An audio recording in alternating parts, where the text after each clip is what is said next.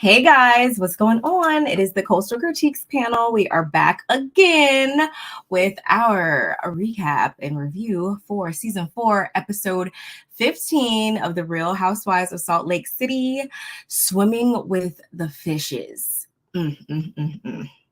Let's go.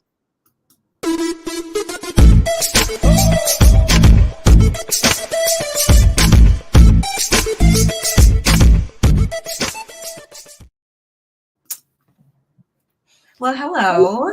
Hey. Hello. How are you today, folks? Yeah, I like this. This is good. And I still like it's a lot of cheetah, a lot of red going on, you guys. If you haven't noticed, very coordinated in sync today, and I like it. Me too. I like it too. We got a little Christmas vibe and then a little. I do. On top of it. We do. I mean, what's better than Christmas and cheetah print? Like they go hand in hand, right? Yeah. I really try to tell people. And it's so funny that you say that, Barb, because I this year on my Christmas tree I did it all blue and turquoise and light blue. Favorite. Excuse me. And so there's no red on my tree. The only red that I do have on my tree, I have 2 Santa Claus miniatures from Hallmark, 2 miniature. One, he's ice skating and he looks, he's on ice skates and he's like, hey. And the other one, I think it's more traditional. I can't think of what he's really doing, but it's just, those are the only 2 red pieces on my tree. And so any other time my tree is all red and green and all kind of colors. And then I have cheetah print. Like I was telling you before we got live, my manager from Hallmark gave me I think he might have got me this. No, I got this myself, but it was out of our store. This is out of Hallmark. But he got me like ornaments that are like a little purse. It's a cheetah print purse. And it has red, like a red bow on it. And you can hang it up. And it says love to shop. And then he got me like a little, it's like a shoe box. So it's a red shoe box with a cheetah print shoe on it. And says love my shoes or something like that. And then he got me another one. So it's like a 3 little thing. And I almost put it up because it's just that cute. But I was like, it's not matching with my tree, so I better not. But yeah, super, super cute. Super cute. I love it so much. Yeah. I mean, I was gonna put up a tree, but like it's probably not gonna, it's late now and I really don't feel like dealing with that because I want to take it down because somebody's leaving. Like that's what I was gonna say. Yeah, I don't feel like getting into all that. But yeah. I always like trees like royal blue, like dark blue, silver, and white. So I've never done like just traditional red and green or anything like that. But I'd love to see the different ones. I would love to do a pink one year. Hopefully, maybe that could happen. You definitely should. Working at Hallmark, my coworkers, they would go all out. I had a couple of coworkers. Actually, my manager was one too, but one of my other coworkers, he didn't have any children. And of course, he's he plays for the other team. So I just say that with care because I love my gays. So when I say it, I'm just giving you a visual because he was so entailed and detailed with things that he would have more than one tree. Like he would have a tree upstairs, downstairs, in a bathroom. He would make like an all Disney tree. He would make an all, like you just said, Barbie tree. He would have them like that. But we worked at Hallmark, so we had abundance of ornaments that he could do that with. And Lord, his trees were amazing, like beautiful. Like, so yeah. So I understand. That's the plan. I want to have like one in every room, dining room, right when you come in, the bedroom. I want all of the trees. I just need to get to that point in life. Yeah, my client yesterday, when I went to go do my client, it was like that. When I walked in, she had a white tree here. She had a big white tree over there. Her pillows were green. Everything in her house is like kind of goldish. And she has like valances that's in her kitchen that are yellow. She changed it all into green. She had little green backdrops on her bar stools, and they had green, like gold reindeers on it. It was really cute. And I just was like, see, when I grow up, I want to, and my house bigger than hers. She on a flat, I'm upstairs, downstairs, and she probably has 4 or 5 bedrooms. I have 5 bedrooms. So it's like, and I have a loft. So it's like, man, I'm about to feel it. I want every piece of this house to look like some. This year didn't work. This year didn't work. I just was like, I wasn't Scrooge, but I'm just like, it's whatever. But I do love my tree. I do. It's beautiful. I did post it on IG. Y'all want to see it.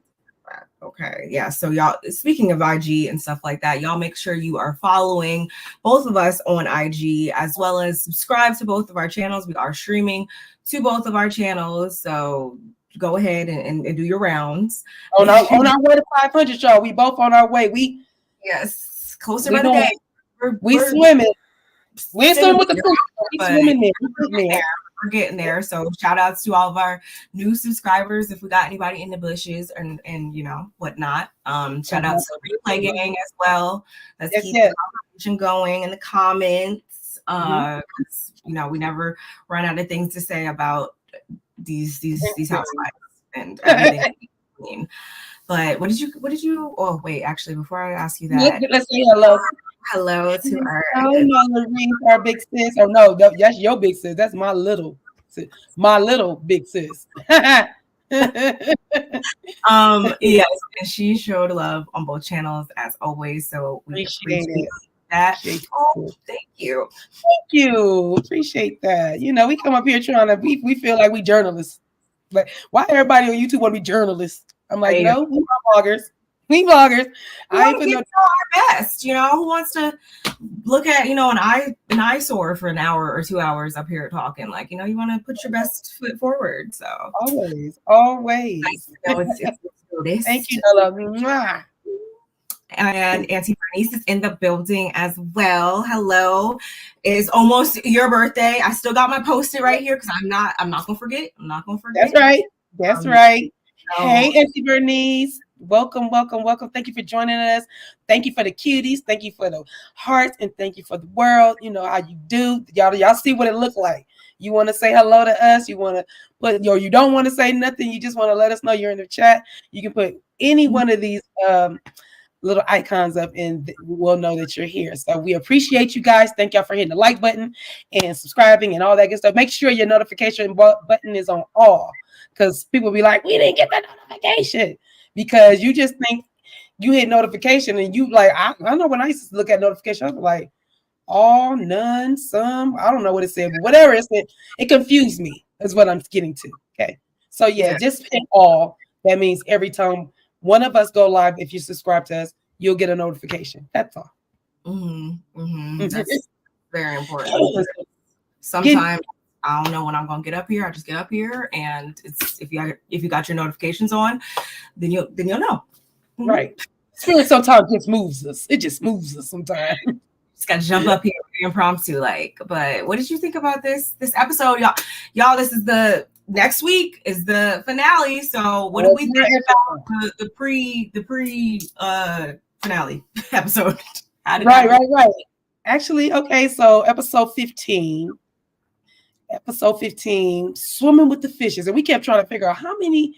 So we get 16 episodes. We was racking our brains. Was we not? It's 17, it's 20, it's 18. I don't know. I don't remember. 15, 12. Yes. So 16.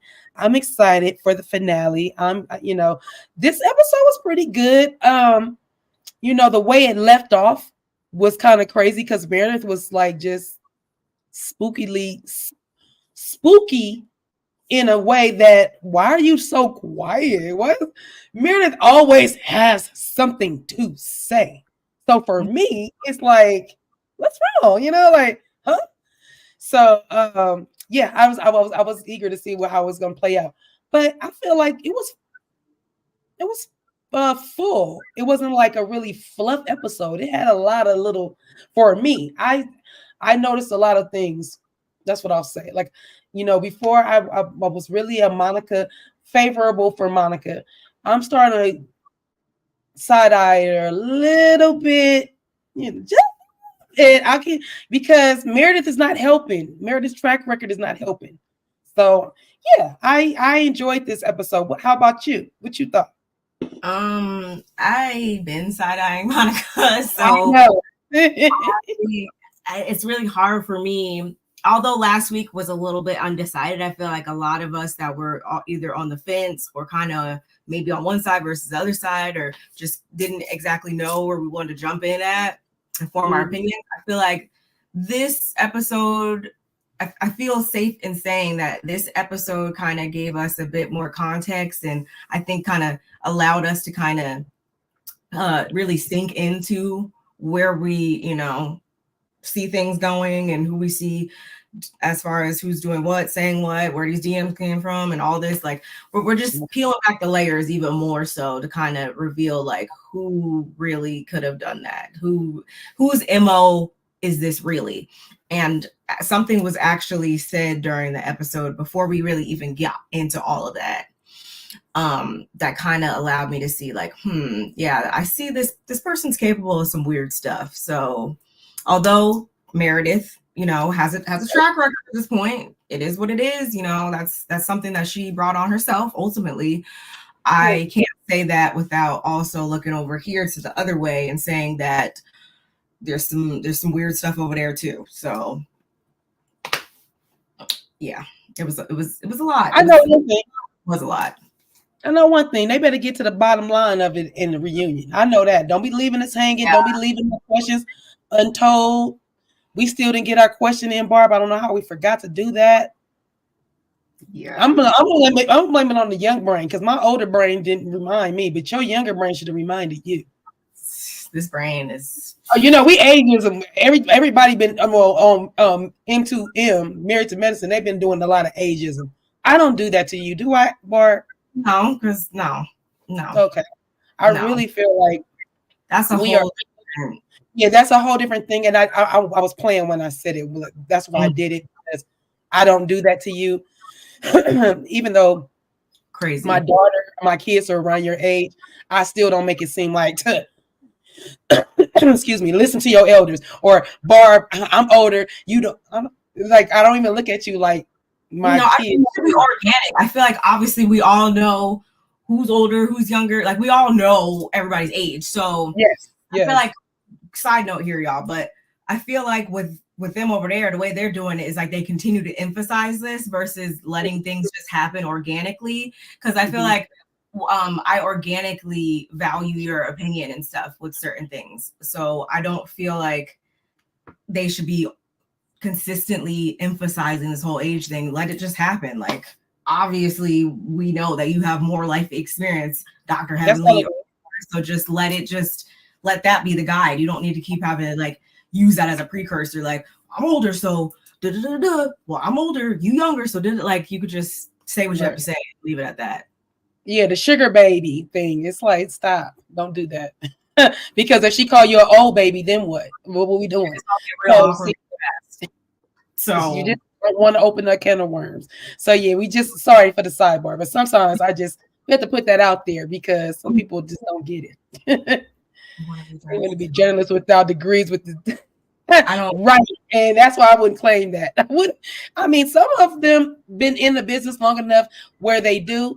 But Mr. Carlos King, with all due respect, I know you keep saying you're a journalist and stuff, but sometimes you be like, "Come on, bro." Like to Heavenly, and I know we saw about it again, but to Heavenly's thing, like you can't be on one side. You got to keep it straight, forward, narrow, as if you are not interviewing your homegirl. Like you just got to do it that way. The Ice Queen did a seal because she switched personalities real quick and did a DEA. That's exactly what she did. If Meredith ain't Meredithing, I don't know who isn't. Usually I would be like right there with you, but I mean I'm not that mad at her for this time, because I think we hit on it last week where it was like technically Monica bought it on herself, I want to say, because she could have just went up to the source to begin with instead of just like weaving in extra people in between and the Lisas, and like too many extra people get brought into stuff, and that's what kind of makes people lose credibility, because you should just go to the source right from the back. Just go from the source, because as long as you go to the source, no one can really say too much bad about you. Like right.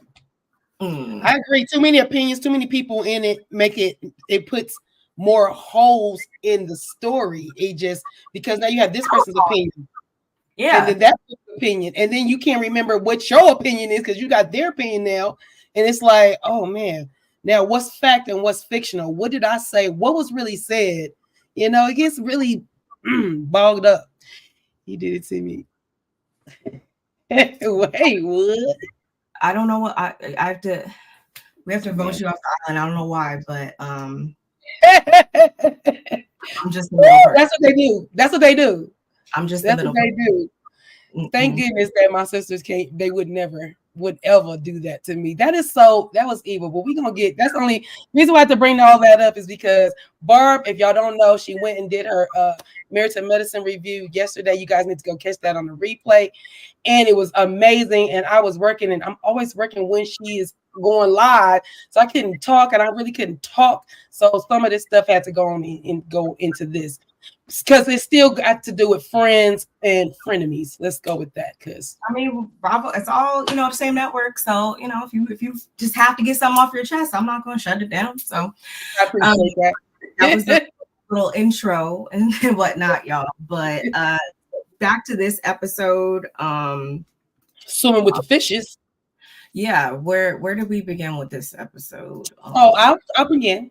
Yeah. So we're in day 3 of Bermuda, right? So we're in day 3, and what I did like is when in the beginning when it said it's another beautiful day. I like that. I like that. It was cute. So anyway, Monica and Heather go out for a walk on the beach, and they're trying to clear the air from the prior evening, right? Mm-hmm. Heather wanted to let Monica know her boundaries, which is, she already asked her on the trip there about her daughter's sexuality. Was she doing anything? And she shut it down real quick. Then she doubled down later, thinking it was, being girl talk, because we do talk like this. It's not that big a deal. But she doubled down and she asked Heather again. No, she asked the group, not just Heather. She asked the group when was the last time they all had, encounters with partners. And she ended up getting, shutting it down again. So that's why Heather is telling Monica on the beach, these are my boundaries. I feel like you did it again. You doubled down on it. And I just felt like it wasn't necessary. So I was already feeling kind of way. And so I kind of snapped at you the second time. Evil Queen was all I do was asking, honey. Yeah, we're going to get to it. Yes, we are. And so, so they just, she just like Heather, Monica says now she knows what the certain subjects are not up for discussion, and they hug it out. Heather asks Monica if she thinks that Meredith is behind those DMs. Monica didn't really say she thinks she's behind it. She said she doesn't know what to think, and I don't know what to think because it's not concrete. All we know is that Monica says that she gets did she get a text or did she get a phone call? That's what I don't know. However, she gets a phone call. It was just straight DMs. No, from Meredith to tell her to go check the DM. However, whatever way. I want to say a phone call. Okay, so she calls Monica. Hey, Monica, I got this strange DM. Check your DMs and see if there's a DM in there for you. Now, that does seem kind of weird that Meredith found that and Monica doesn't check her DMs. That's what she said. So Monica says she don't know. I don't know what to believe. And Heather is just like, well, if you check the track record, I don't know, but it's kind of leaning. If I was Heather, I would be leaning towards Meredith probably is behind it because Meredith has done some things. We have Monica sitting here saying she doesn't know if Meredith is behind it, but what she is saying is she got this DM and she would have never checked it if Meredith didn't tell her.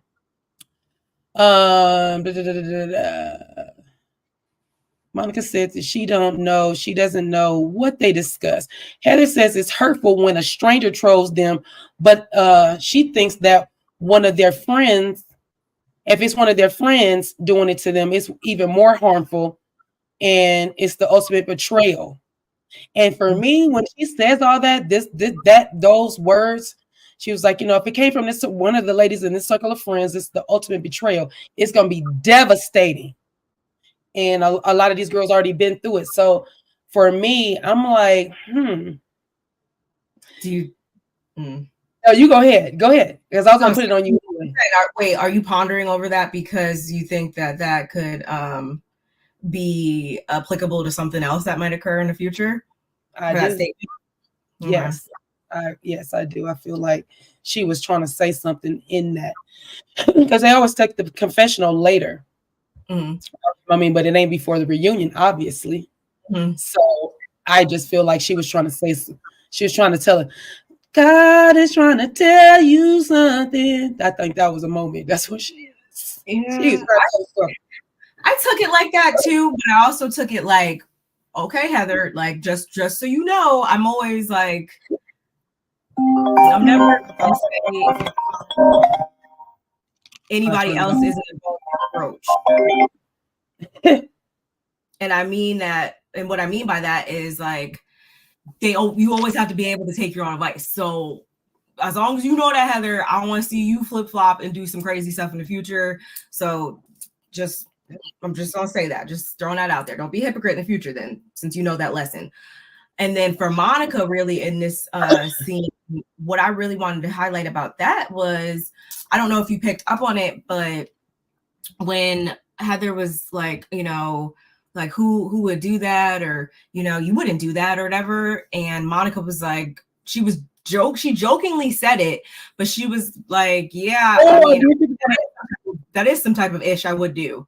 So that's what I was kind of mentioning without mentioning earlier, where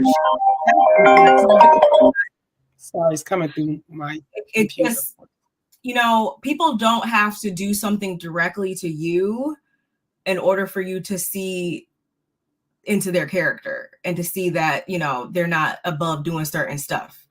If somebody, punches you in the face, then I'm going to know, like, oh, for no reason at all, I'm going to be like, oh, wow, like that person is capable of just randomly snapping and punching somebody in the face. Like, maybe that might be somebody that I don't need to be too cool with, because they could just flip flop on me one day just because they're feeling like it.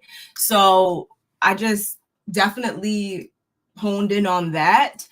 And I mean, of course, I feel like, y'all have been seeing what's been happening in the blogs, and I got at BravoCons and certain things. Like, I think we all know, like, the outside stuff that's been kind of occurring, especially on this franchise with them. So I feel like we might be taking little nuggets from that, and kind of that is probably helping shape our opinions on stuff. But I still stick by what I said. Although Meredith's track record is pretty crazy right now, it's looking pretty bad. Monica is not looking so good for you either. That's all I can keep saying about it. And next week, I feel like we're going to get the final layer pullback. We're going to, be bare bones up there, seeing it for what it is. Yeah. I agree with you on that. She did. She told on herself is basically what you was trying to say. You basically could have told on yourself. She didn't call Lisa or Heather. She called them. Yeah. Because that was after it was the plane. It was the plane ride back from Palm Springs. The lunch. Like they had all these one-on-ones. So it's really hard, and I don't look at anybody weird at all. Like, if you side with one side, you side with one side. If you side with the other side, that's fine too. But I feel like none of us will really truly know, because all these things were happening one-on-one, just them. So, and they weren't mic'd up or anything like that. So right now it really is she said versus she said. But it looks and that's the part that I hate. That part, like, I really, because then I kind of want y'all to duke it out in front of me. Like, I kind of want you to just be in front of me talking about, well, no, tell me exactly what was said. Like, let's just get to the bottom of y'all together anyway. Why we can't just all talk about it in front of me? Since you brought me in it anyway, you wanted my opinion. You told this person, you told that person. So yeah, let's get it all off. Oh, and we on a boat. Oh, you can't just, you gonna have to swim the shore to get off. Okay, yeah, then let's do it right here, right now. like, come on. That's hard. See, that's the difference with melanin skin and melanated skin. I said that's the difference between melanated skin, because see, melanated skin, that's how we gonna handle it. Girl, what was said? Tell me right now. Continuous sidebars and little conversations. We're just gonna lay it right out here, especially on a vacation too. That's the other main thing to me, is like, come on. I feel like is really emphasizing this. I feel like it's super telling because who really is going to be so wound up on this? And I get we're filming a show. I get that, y'all. But we are in, tropical paradise here. You really think I'm going to be on some BS if I don't have to be? I'm just throwing out my thoughts here, y'all. This is all what was going on in my mind when all this was happening. Monica should have took Mary's advice and trusted no one. She shouldn't have took the bait from the ice cream. Yes, I think that's also it. That's also something that I was thinking too, where she wouldn't have got caught up in this if she didn't say anything or get involved at all either, unless she's guilty. Yeah. I agree with that, Auntie Bernice. That was my daughter calling. Sorry, that's why it kind of threw me off. She's calling from another number, and I'm like, it's your fave. So I just told her I'm live because she's not here. Like, I'm live. Call your brother and give him the message. So anyway, very good point. Back to what I said. Melanated skin will tell you what it is, and that's why Mary told her, like, girl, don't trust these girls. As far as you can throw them, don't trust them. And it's not like that. It's just that's just common sense. You're just coming into this friend group. Stop licking everybody's boot. They know like dynamic thrives on, and it thrives on mess. So like, why would you fix your family? How about you fixing your family and you do that? Really? Oh. I'm not saying like that. I'm saying that's real tea. Like, fix your mom. Fix that, and Bobo, the grandma. You got stuff. Your divorce. Get back, financially stable. Like, there's a lot of things that she should be focused on. You got your business you can run. You're supposed to be running. If you're keeping along with that, I can only think it's because you like to do it or whatever, or you have something to do with it because you got way more on your plate over here that you should be thinking about, Miss Ma'am. Miss Ma'am.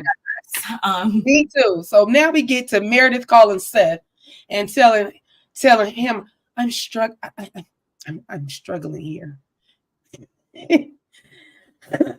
The struggle is real in Meredith's head, y'all. The struggle is real in Meredith's head.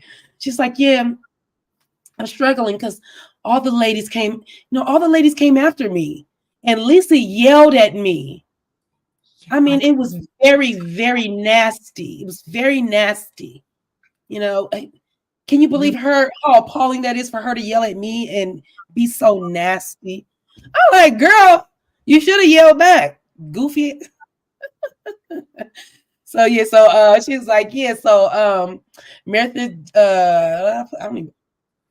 Seth, my notes, because I was talking, it said Cedo. I'm like, what is Cedo? I didn't say any cups. I looked like he was working out. So hey, but you see how he wasn't as goofy. You see the tone?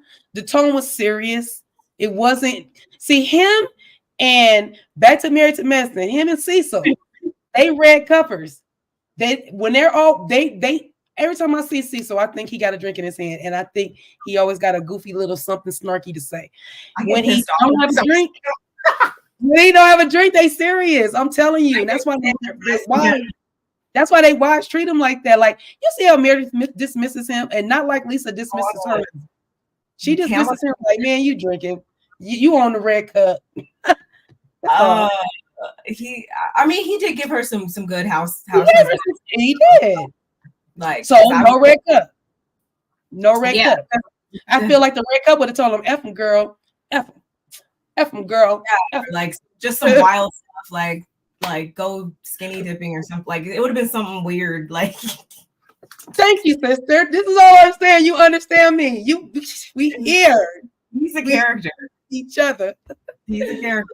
Man, hey cousin, thank you for joining us. Make sure you hit the like button on both channels, cousin. And I heard you yesterday.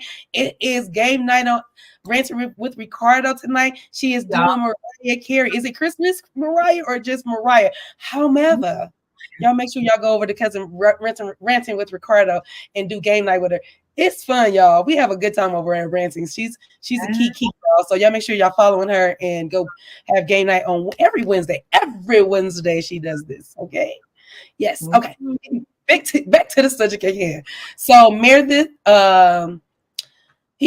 Seth tells her, Meredith, just go enjoy the beautiful place that you're visiting. Like, go enjoy the beautiful.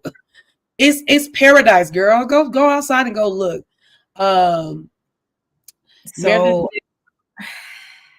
you know the big reveal is gonna be Monica. Oh, Billy. I actually shared before we got on here. I actually shared that I accidentally watched like this a little bit of a spoiler video or whatever. So Okay, yeah, well, you know what? I already knew this tea right here. yeah, So that's this why was the outside noise that we've been hearing since the beginning. yeah, because actually, cousin Renton told me about this probably about a month ago. No, maybe about 3 weeks ago. Probably at least 2 weeks, but maybe before Thanksgiving. Yeah, it all kicked off like right, pretty much. I think after Thanksgiving, right when Nola left. BravoCon, yeah. So Okay, yeah. So I do know about that. Yeah. It's gonna be a lot of things going on. A lot of things. I'd much rather end on that note than the whole Angie's in the Greek mafia or the whole cousins. I don't want to end on the cousins versus cousins, the Angie and Meredith stuff. Yeah, I want to end on this right here. Me too. This will be nice, and no disrespect, because at least I know why, and I got a little bit of the breakdown so I can understand this, and we can. It's money. It's a bill, y'all. Come on. I mean, I'm sure it's more to the story. I'm not saying that. So anyway, Meredith says she's trying to decipher what's really going on and who's responsible for what. I'm like, girl, sell it to the judge, girl. Now you telling to the husband. I don't understand. I don't know why I'm lagging. She's been looking like a beat dog since they got there. Like, this is just. I'm gonna go out and come right back in, sister, because I'm lagging. Okay. Meredith has really been looking like a beat dog since they got to the island. I know she was, sick or whatever, but this is just not the best trip for her. So it sucks, but it is what it is. At the end of the day, it is Housewives. But I think that's it for that scene. Like I said, Seth gave her some good house husband advice. He told her, she's in a beautiful place. Don't let the BS pretty much get to you. Don't let it affect you. Don't let it bother you, whatever. And, you're just surrounded by, I want to say he said people with questionable behavior, or he just said questionable behavior, which we could all agree to that, right? So the next scene we got was with Whitney and Angie. They were playing tennis. Yeah, uncoordinated ass Angie. I see myself in those moments, so it just makes me laugh when she. But you know what? And it's funny. Yeah, you can't be good at everything, and because I feel like I'm a Libra. I'm like kind of. I won't use the word androgynous because that means you kind of look like a man and female. But I have traits like a guy and a girl. Like, so for me, like I catch really well, I can throw real well, I can throw football, I can do all that stuff. So when I see women like that, I laugh because I'm coordinating in those type of things. So that's where my laughter comes from. But people that are just not coordinated, ain't nothing wrong with that. Just you ain't never hit a tennis ball. It looks easier than it is sometimes because you gotta pick the ball up and hit the ball, or you bounce the ball. You got to be coordinated and know when to do it. We just see that's not her get there. That's not her get there. But Whitney, on the other hand, that fool got form. I said, Whitney ain't playing with him. The way she was hitting the ball, I said she gonna tear somebody up. Like, I said she got the back on and like all the form, Serena. She said, "Yeah, I'm no Serena, but I'm familiar with balls or whatever she whatever." Yeah, she did say that. She did say that. Her and Toya. That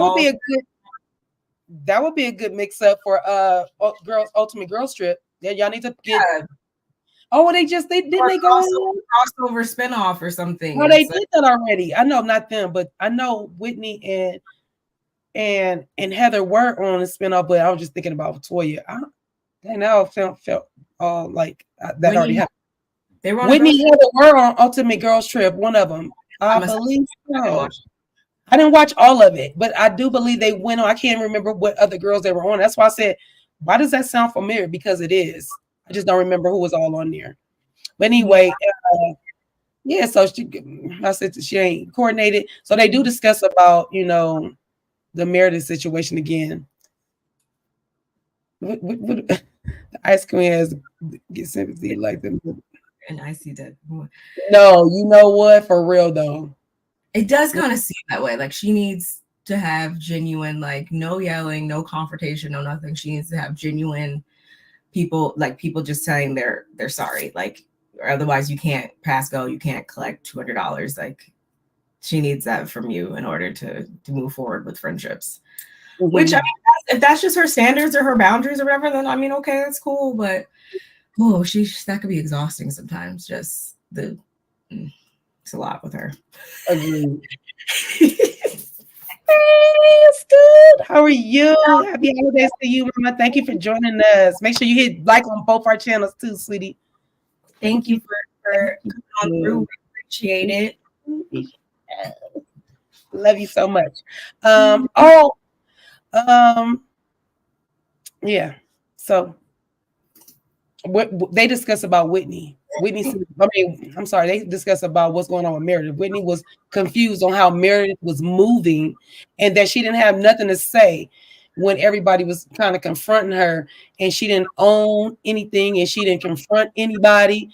I don't know what my thing says. This word is just all. It says something. I put something like she wants to know how long is she gonna be able to keep this facade up, basically. You know. Thank you. So yeah. I don't. Whitney. I don't know. She kind of like loses me sometimes because she comes in real hot with things. And I feel like sometimes it just be making situations worse, or she could be projecting like how that person was during a time with her in the past or whatever. I wish she would take the Heather approach sometimes, even though going back to when Seth and Meredith were on the phone or whatever, and she was all like, yeah, like, and Heather like didn't even like have my back or anything like that. She said something along those lines. So I feel like I'm not mad though. Like I was perfectly fine with Heather sitting at that table looking around, like, because that's not loud. And I wish Whitney would take that a little bit more, because she just be so ready to jump in stuff, and I'm like, girl, just sit there and be cute, please. Yeah, sometimes you need to just take it in a little bit and then analyze what's going on, not really talk, and just just be like, because sometimes in the beginning she was doing that. That's why I was like, oh, she's maturing, but she's starting to trickle back down to her back. like yeah, she's backwards. She also brings up about Heather going off on Monica, and she was like, dang, the fact that she just told me that she didn't like me going off on her, and then brought her in, and it was kind of weird that she was like, yeah, like Whitney said, shut the F up. I said, wait a minute, how'd I get in this? I got reprimanded. I did laugh a little bit. Can't lie. I did been like dazzle, but it shouldn't have happened. Like, that was mean. It should have, but I was just like, girl, I would have been like, don't throw me in there. I ain't even in it. My name Bennett. My heart went down so fast. Like, are we really about to bring this back up again? Like, oh, we're past that. Right. Going up. Angie is trying to give Heather and okay. Angie is trying to give Heather an out by saying, I guess it's Heather, maybe it's Monica, but saying that the way it was brought up is probably the way they was brought up. The way they, the Mormon culture or whatever. So basically she's saying, like, don't get mad at Heather because she doesn't want to talk about sex in front of everybody. That's something that's probably instilled in her, and so that kind of creeps back out. Whitney don't give a damn. No, I don't, because I remember when the beginning of the season, not this season, the very first season, when Jen Shaw's husband had a party, and I think they introduced her to one of his friends, and it was a black guy, and was all, she was kind of loosey goosey with it.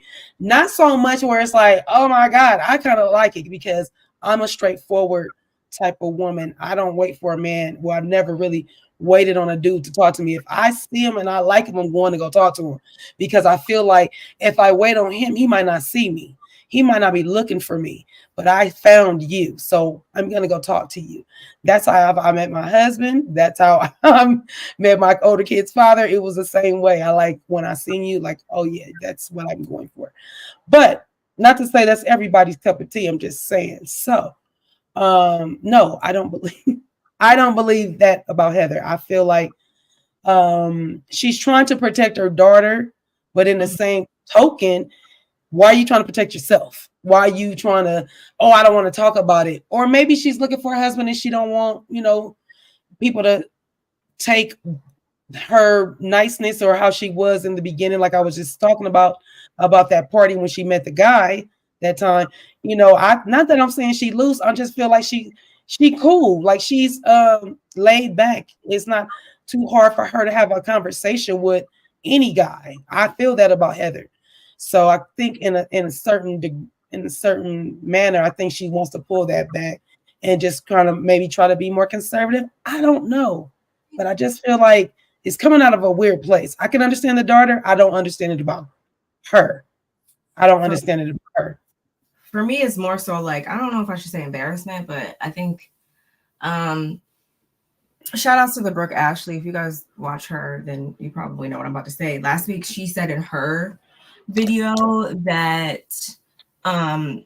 it's more so maybe like Heather is, she's not really jumping off. A department in her life is jumping off like that right now. And, I don't want to, look like I ain't got nothing going on in that area or whatever. Like, especially if everybody else, has things going on and stuff. Like, it could be like an embarrassing thing, I guess. I think it's more so that. And she kind of seems like the type of person, looks wise, I'm not saying that she's ugly, nothing like that, but I do feel like just based on some of the things she says, that she might not always be like the most like confident, or she may have had some like confidence, image issues in her past, maybe. So I do feel like maybe even the way the way she jokes and stuff sometimes, like it gives off like oh, I'll make fun of myself before I make fun of, someone else does. And I say that even in this episode at the end when they were at the bar and stuff like that. And it was Angie and Whitney, I want to say they were, or at least one of them, they were taking pictures or whatever. And then Heather leaned in and was like, yeah, here's your grandma. I said, I'm just like she just doesn't always seem the most like confident in her body sometimes. Well, we do find out why in a little later in the episode, because she went through some things. Did I miss? Okay. My face. Oh, yeah. And that could have really been like something that affected her too. Like I already have these issues, and now I got this. It's gonna knock me down even more pegs. Like I get it. But I'm hoping, so I think it's more so that for me, that's what I see with this whole thing, that it's more of like a maybe embarrassment or whatnot. I think you hit the nail on the head on that one. I really do. And that's not that. I mean, also knowing what we're gonna discuss in a little bit anyway.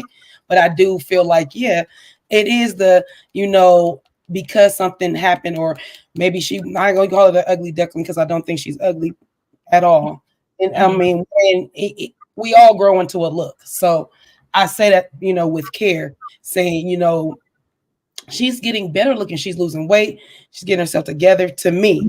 So I feel like maybe she's starting to feel better about herself and getting the esteem that you're talking about. The low self-esteem is getting pushed back. And now she's coming out of her shell and is coming out in a different way. And maybe not to our liking, but at some point, you got to stand up for yourself, whether they like it or not. Or just be honest. If that's what it is, then say that that's what it is, instead of going off and getting angry and telling somebody to shut up and stuff. Like just calm down, walk away in that moment, maybe come back and tell them like, hey, it's because of this reason, really. Like if these are really your friends and it's supposed to be a supportive circle, then come back and tell them the truth, and maybe they'll back off next time. That's true. Hey, Janet. They know. Yes. Hey, Janet. Merry Christmas. We love you. Merry Christmas. Happy holidays to you. All that good stuff. Thank you for joining us. I already know you hit us up on both pages because you greeted both of us separately. So anyway, like you and I, Whitney disagrees. All over the black men, like, girl, la la la la la. I wasn't trying to say it. I'll let you say that, but like that's basically what I was. Yeah. I was trying to be nice because you know, words. Yeah, I don't want them to strike me down. I don't want them to strike me. I don't want them to strike us. I wanted to know that we are fair over here. Like what Mim say, we're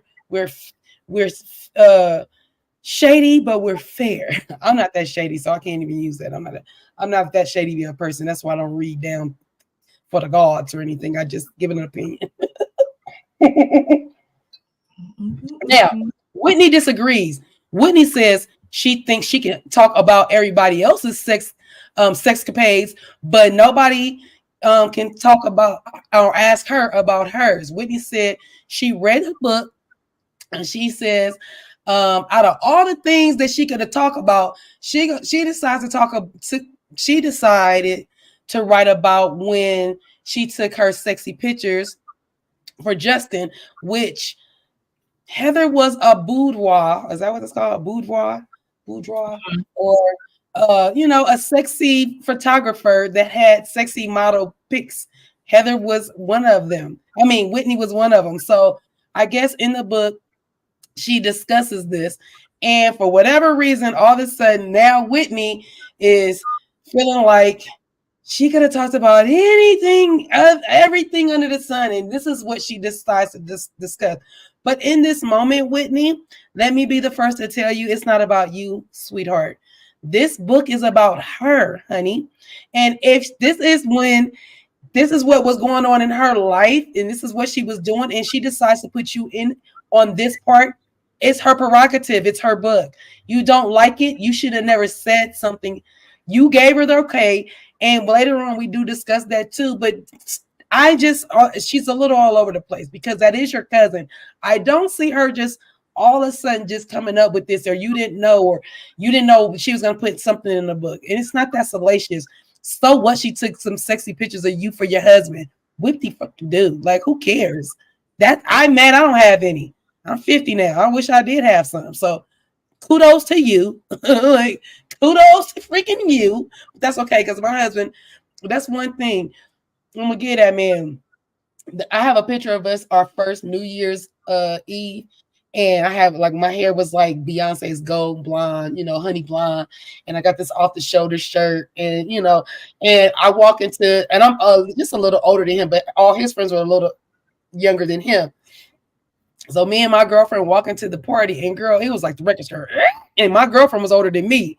She's like 2 years older than me. So, and at this time we're like 20. I met my husband when we were 27. And so we walk in there. So we're like in a party where it's like 24, 20, 24 and up, or 23, 24 and up. We walk in the party like grown women. They looked at us like, whoop. And I have that picture, and he's like, this girl, this is when everybody stopped and looked at my lady. I was like, and to me, I just look all right. I look all right. He swears that, oh man, you was just so fine. You was so cute. I'm looking at the picture like, yeah. Yeah. So the eye of the beholder, or whoever thinks it's sexy or whatever, you just never know. So getting back to Whitney. I want to see that picture, first of all. I have it. I will find it for you. I definitely probably posted it on my IG. I probably have it posted because I posted some stuff. For his birthday, I was posting like a lot of pictures of him and us, or him as a baby and him as a kid. Yeah. So I'll definitely show it to you. You're gonna laugh at it. You're gonna be like, you do look at it. I'll be like, I look all right. It was an okay picture. Like, it's not, I love we always feel like that about ourselves, though. Like, it's like another one of the disposable pictures, so you can see all the pixelations in it too. So it's kind of crazy. So anyway, so yeah, they just, Whitney's feeling like, she took the pictures for that. So Whitney is feeling like she's exploiting something about her sexually in her book. And do you agree with that, or what do you think? Even though nobody can talk about her sex life. Did you hear when Tucker Carlson? says that was the first time she had met her. The math they met. Yeah, wait, what's math? Oh, they did say that. They was no. Well, what's weird about that? Wait, okay, you mean that they met Auntie Bernice, or that they found out they were cousins? I thought that's when they first met. I'm assuming they found out that they were cousins. I'm sure this was like a business freaking situation. They met and they probably, had some words and probably realized, oh, this person's kind of cool. This person's kind of cool. I'm assuming. And then they kind of just went, they had like a personal meetup after that. Maybe they had lunch or they went to go get coffee or something, probably. I don't know. Or they started talking more and then it was revealed. That's how I took it. But no, wait.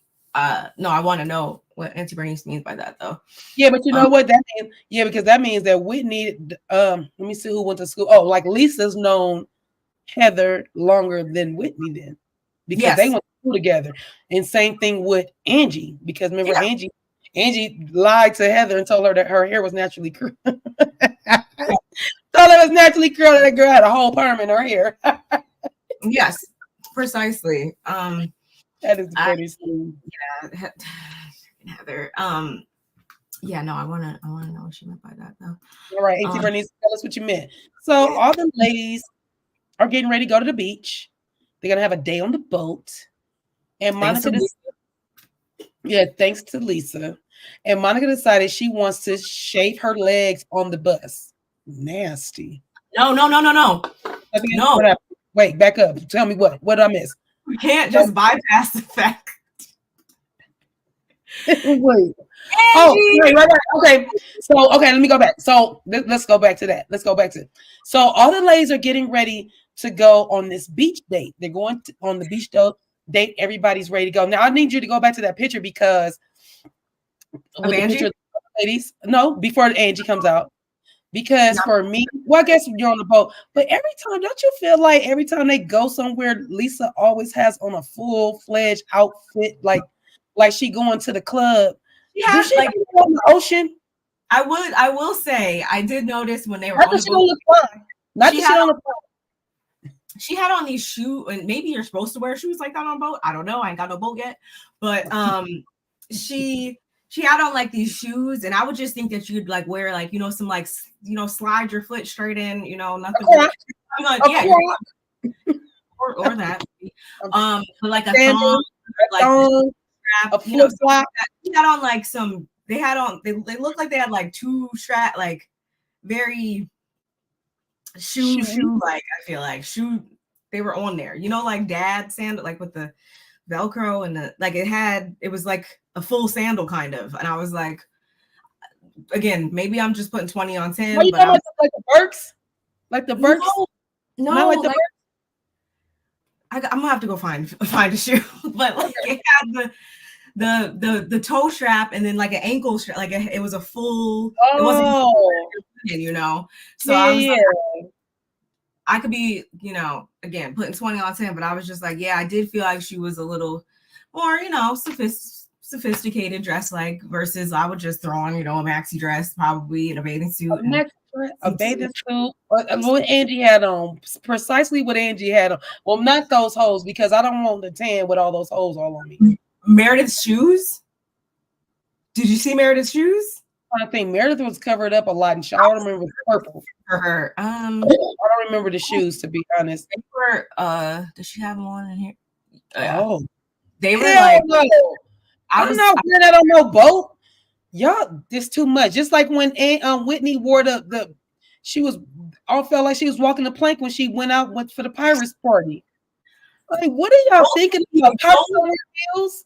Those wouldn't even came on the vacation with me.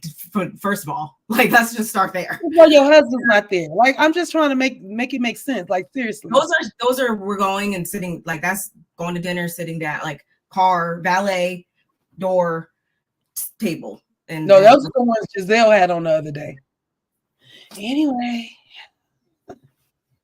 with her hoodie dress, I remember the hoodie. Dang, with the cut. It was cool until I saw the hoodie. When I saw the hoodie, it threw me off. I said, "Why with the cutout? Will we put a hoodie on it? I mean, either make it elegant or we not." It fit the occasion, honestly. I wouldn't have wasted a good outfit going there anyway. So I'll they get on my nerve. Getting back to them. Ooh, they get on my nerve. Anyway, so they're getting ready to go on the boat. And Lisa's like, Angie, let's go. Let's go. Come on, Angie. We starting to go. We about to go. Come on, Angie. And Angie is taking her sweet little time. She's trying to get. I'm like, why are you yelling? Well, you know what I'm about to say. Why are you yelling? But that house is huge. That mansion is humongous. We don't know what room Angie is. Where she upstairs, downstairs, downstairs, at the beach. Like, we don't know. We have no idea. But it's just funny to show that they were cousins. Oh, wait, it's weird. So it's weird that, like, as in, like, they use that maybe to get on, like, that was a part of their, like, shtick to getting on the show, kind of. Is that? I sounds so simple. Just because make sure I'm the right stuff.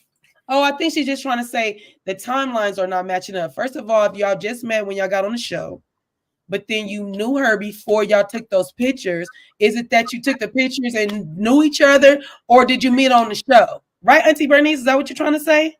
Yeah, I could use a whole rundown of this. Like I could, now that we got all these freaking plot holes and stuff with it. Yeah, I would have liked to know. I'm about to ask them on Twitter or something, like, what is y'all's actual timeline of stuff? Because Inquiring Minds want to know. For real, can y'all break it down for us, please? So yeah, so they, finally, shoot, Lisa was like, we gotta go. The boat leave in 15 minutes, and Lisa is not missing her boat. She's not missing that boat. She's like, I gotta go. She's going to take the next sprinter. So they all pile up in the car, and here come Lisa coming down. No, go back to Lisa shoveling down the dang hallway. Or literally, it was like, coming. I'm coming. Nobody's in there. Nobody can hear her say, I'm coming. I'm coming. I'm pretty sure that was like some leftovers in one hand, and then she had like the sunglasses case in the other hand, and you just hear like a pitter patter, like it's shuffling. I'm here. It's shuffling. I do like those when they do stuff like that with Angie. I like that. Just like in the pool. She made it. And she made it on Twitter. So that was cool. That's when we get there, on the bus, everybody's, kind of conversating, doing their little thing, and we get Monica feels like she didn't want to be on the boat. She didn't want to make everybody late. So she decides to dry shave her legs.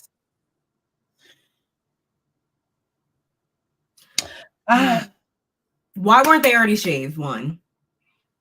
This is day 3. Today? Those daily shavers, which if that's you, then did you not get in the shower? Did you not get in the shower or take a bath? Because that's what that's given. She kind of let me see. Huh? Nothing. No, I'm serious. That's the only. So you did not shower or because how did you forget? And remember after you get out the shower to shave. She feels like I wasn't surprised by this, but I was like, and it really shouldn't be that big of a deal because like if we were somewhere and like I was like, oh my God, I need to get myself together real quick. I wouldn't think that you would think like I wouldn't think that would be weird if we were together or whatever, and like you just had to like I wouldn't judge you because you're my friend, but when she does that. No, only hairs I'm gonna pull are these eyebrows. I'm not shaving my legs on no bus. First of all, where the hair's going? Like, why are you doing that? Why? It's dry hair falling. Nobody wants hair, and those kind of little bitty hairs get in shit that you don't want them to get in. So don't do that. Like, please don't do that. Like, and nobody cares. Like, if you didn't shave, Barb, I'm not gonna be like, dang, Barb, you're a Neanderthal. Like, I'm not. If I got this far without shave, like it's not. It's. That's what I'm saying. I'm not worried about it. There's no men on board. She is a single woman, but you're with your girl. So I understand you want to be like. I don't give a damn about filming. I can't even check this out. Sometimes I don't shave. Sue me. I don't shave right now. My legs, my hair is so fine because I'm so much older. My mom has barely any hair on her legs either. So thank goodness, even under my armpits, I don't have like dark, for me being light skinned, I don't have dark armpits. I get very little hair that grows. I'm thankful for that. But I mean, like when I do shave, I'll be like, oh, it's here right there. My little bitty eyes can't see it, but it's not like that. Like I don't care either. Yeah, I mean, it's there. It's not like super bickering like that, but no, I wouldn't have been so pressed. And just again for her, the fact that everybody already kind of sees her as the broke one and the rough around the edges one and stuff like that, and then you do stuff like this, only give like it's just the broke one. The what? The broke one. Yeah, like I mean, yeah, that's yeah. How about money challenge? How about money challenge? Hey, her kids look like they're fed. There's a roof over their head, so I'm not knocking her as far as that. And she's an entrepreneur. She's a starving entrepreneur. Never know that she don't got it like that. Like every 5 minutes, I ain't got it like that. So I'm just calling a spade a spade. But that's true. Yeah, she shaves her nasty. She shaved her little legs, a little nasty to me. I don't think she should have did that. Angie looking like a reject from the strip club. No, seriously. It was cute, but it was a lot going on. Yeah, she did. Angie let her know, don't shave your cooch. Don't go too far, girl. Just keep it down there on your calves. Don't go up farther. I wish Whitney was. Miriam is not DMing that info to them. There are weird people who create fake accounts to troll, bring mess. Duh. Alondria. Orlandria. That's a pretty name. Wow, Orlandria. So look, I agree with that. I mean, that's why I'm trying to figure out why they both pointing their finger at each other. Like, why y'all doing that? Like, so there's no such thing as real trolls. Y'all making me feel like it's something different when y'all do that. So trolls are hot right now. Like trolling right now is like the thing to do. Yes, apparently right now. So no, that's not far fetched at all. But again, like you just said, is a lot of that. It's that Spider-Man meme, and it's like them pointing at like we're all pointing at each other, and I just need some real receipts. I want to know by the end of this. Right. So the girls make it to the beach. The beautiful, gorgeous, paradise-like beach. Right. They make it to the beach. Angie remembers the last time they was on the boat. Miss Shaw threw her shoes in the ocean. Yeah. She threw them overboard. That was crazy and cringy. And where's my money, Jim? For her. Those were not just no regular shoes. I was pissed for her. Ain't got nothing regular. Ain't nothing regular about Angie. No. Not nothing. I would have been hot. Right. So everyone is icing Meredith out. She feels like she's on an island, and we're not talking about the Barbados island either. They find out that they are on a catamaran. Yes. They're on a catamaran. Which Lisa says, no, it's just a sick boat. You know, it's just a sick boat. It's a sick boat. I like when she talks like that, to be honest. I like it. I like it's like it's like the caulk's cool, you know? It's the caulk's cool. So I like when they talk like that. It's, I can't talk like that. I'll be like, that it just fly. Like, I'm gonna say something different. I'm not gonna say, it's a sick boat. That's like the kind of thing they say. And it is. The boat is cool. What'd you say, Bar? I've never used the word sick like that, but I got it. Yeah, I got it. I don't use the word sick. I just use the word sick when I'm sick. Yeah. When I'm sick, I'm sick. That's when I use it. I'll put on my notes. Auntie Bernice, if you in the chat. So I guess a catamaran boat is like two boats, like it reminds me of the flat boats that like flat, but then that one had like a lounge area in it. But it reminded me of a cool luxury boat that Jaws used to tear up. Remember in the movie Jaws? Those are the boats the like sailboats they had. It was like a luxurious sailboat. That's what it reminded me of. That's what I'm trying to say. It was bomb. I wasn't not expecting all that because when you look at it, it looks small, but it dives in. So it was bomb. I liked it. Like I said, it reminded me of an upgraded version of those boats on Jaws. Heather goes and sits with Meredith and gives it gives it to her straight. She's trying to figure out how convenient it was that she was the one to tell Monica about the DMs, and she doesn't understand her lack of reaction. Meredith said she did not DM her information about Angie. She didn't accuse Angie of being in the Greek mafia. She told a story about the Greek mafia and that Monica planted that. Meredith says Monica and her sat together on the way back from Palm Spring, and that Monica was bringing up all types of nasty rumors in detail about Angie. And then a couple of weeks after that, they went out to lunch, which we saw. And they went out to lunch. They're walking after they finished their lunch. They're walking past a place of business. And Meredith says, her friend, and this is the funniest part. How many times have we heard? I've heard from a friend. A friend told me. That is getting on my nerve. Like, stop with this. I want this to be like court. It's not admissible if it's hearsay. Like, dead ass. Stop telling us what a friend. If you ain't said it, then shut up. Stop telling us what your friend said. What friend? What friend? I don't want to hear it. I stopped saying it. I'm tired. Is it that lady who was taking shots with them at the ski party? That was so happy to be there? Oh, I know which one you talking about. I know. That's funny. But that's the only friend I can think of. I don't want them to say my friend no more. Like, if you didn't say it, don't even speak it, because that's how rumors get started.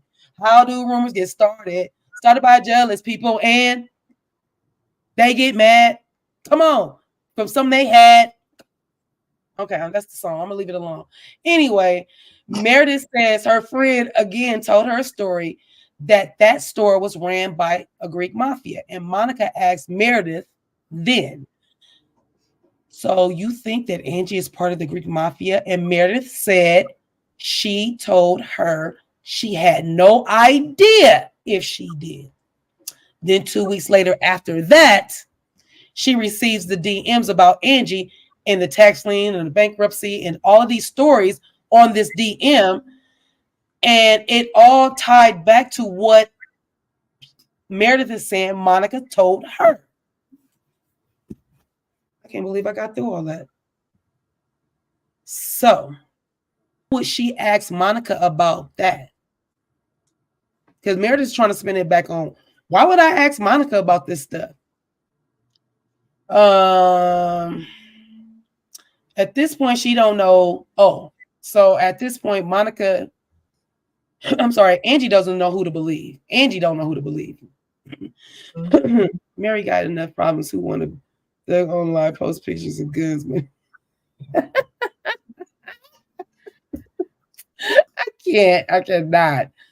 So I don't know why it says "Hey Siri" on my phone right here. Like, "Hey Siri" at this point. So, girl, I swear I hate my notes when I'm saying, but so at this point, she don't know who to believe, and neither do I. That's what I put.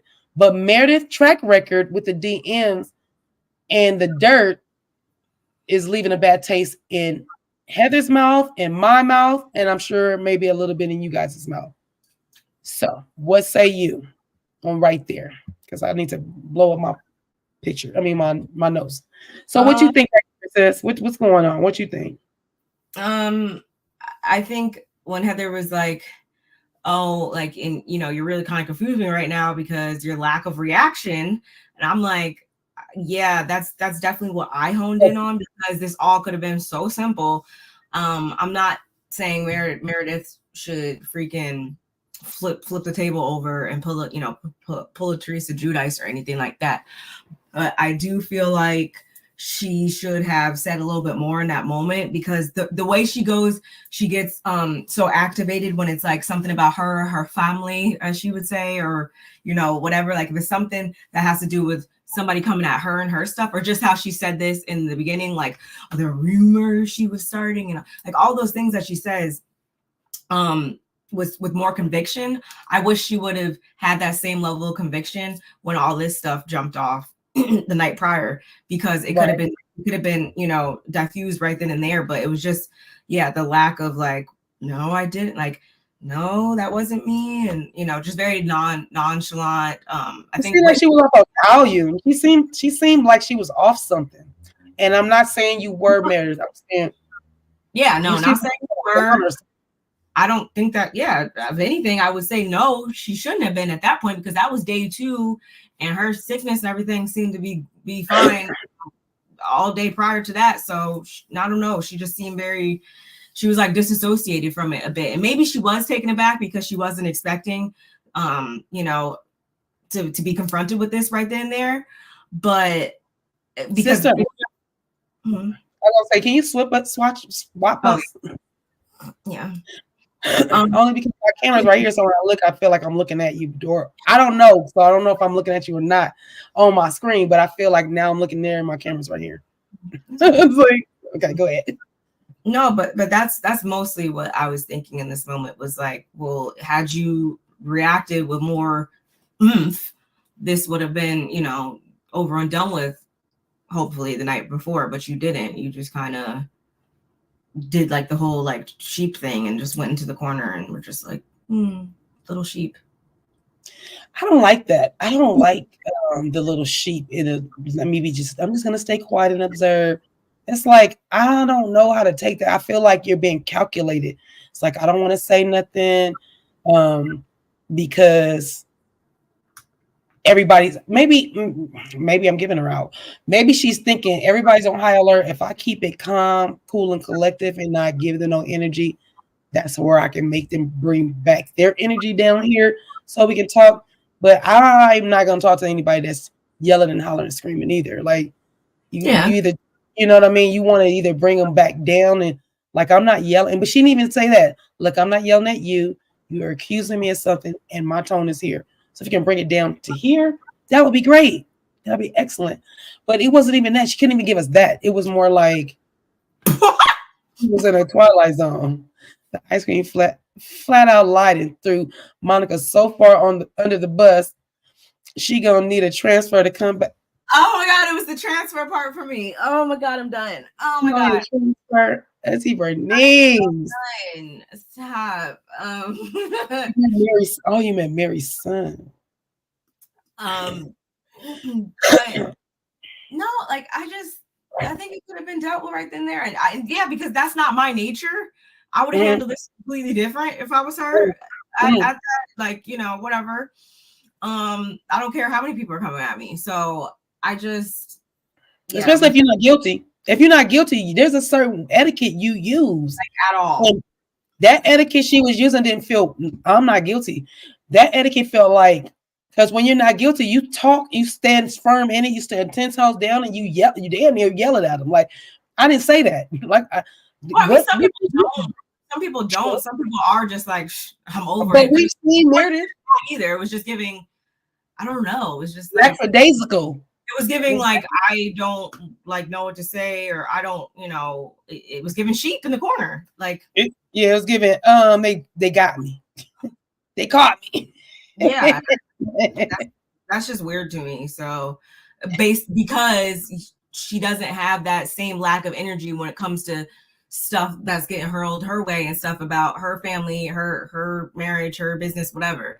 It's just, there's a disconnect there. So Oh my God. Wait, how does my microphone sound with my computer? Well, this is on high. My computer is getting a little warm. Yeah, it's because you're frozen. I can hear you, but you're frozen. I know I can tell I'm frozen too. Just sit it right there, son. That's because my computer is getting warm. So does it sound crazy on my microphone? Because I have my fan on right now. No. So I'm gonna try and come out. If I come out, I'm just coming out so I can come back in. Okay. I'm listening. Wait, so that was what, them freaking Heather and Meredith, because they were kind of off to the side, like we had said before. They had been kind of giving Meredith a cold shoulder, rightfully so, given, you know, the night's events prior. So after that, I want to say, 1 second, y'all. I'm trying to pick up. Oh, I could tell you real quick. Let me tell you real quick. Angie.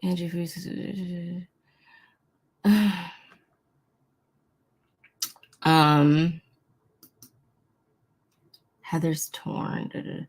Anyway, okay, so at this point in time, they reached their docking point or whatever. So they anchor down and not dock, but they anchor down and they break for tacos and everything. It's still kind of, well, it's like all the ladies over here at this point, and then Meredith comes over. And she's like, hey, Monica, can we talk or whatever? Monica's like, oh my goodness, why can't we just talk after tacos?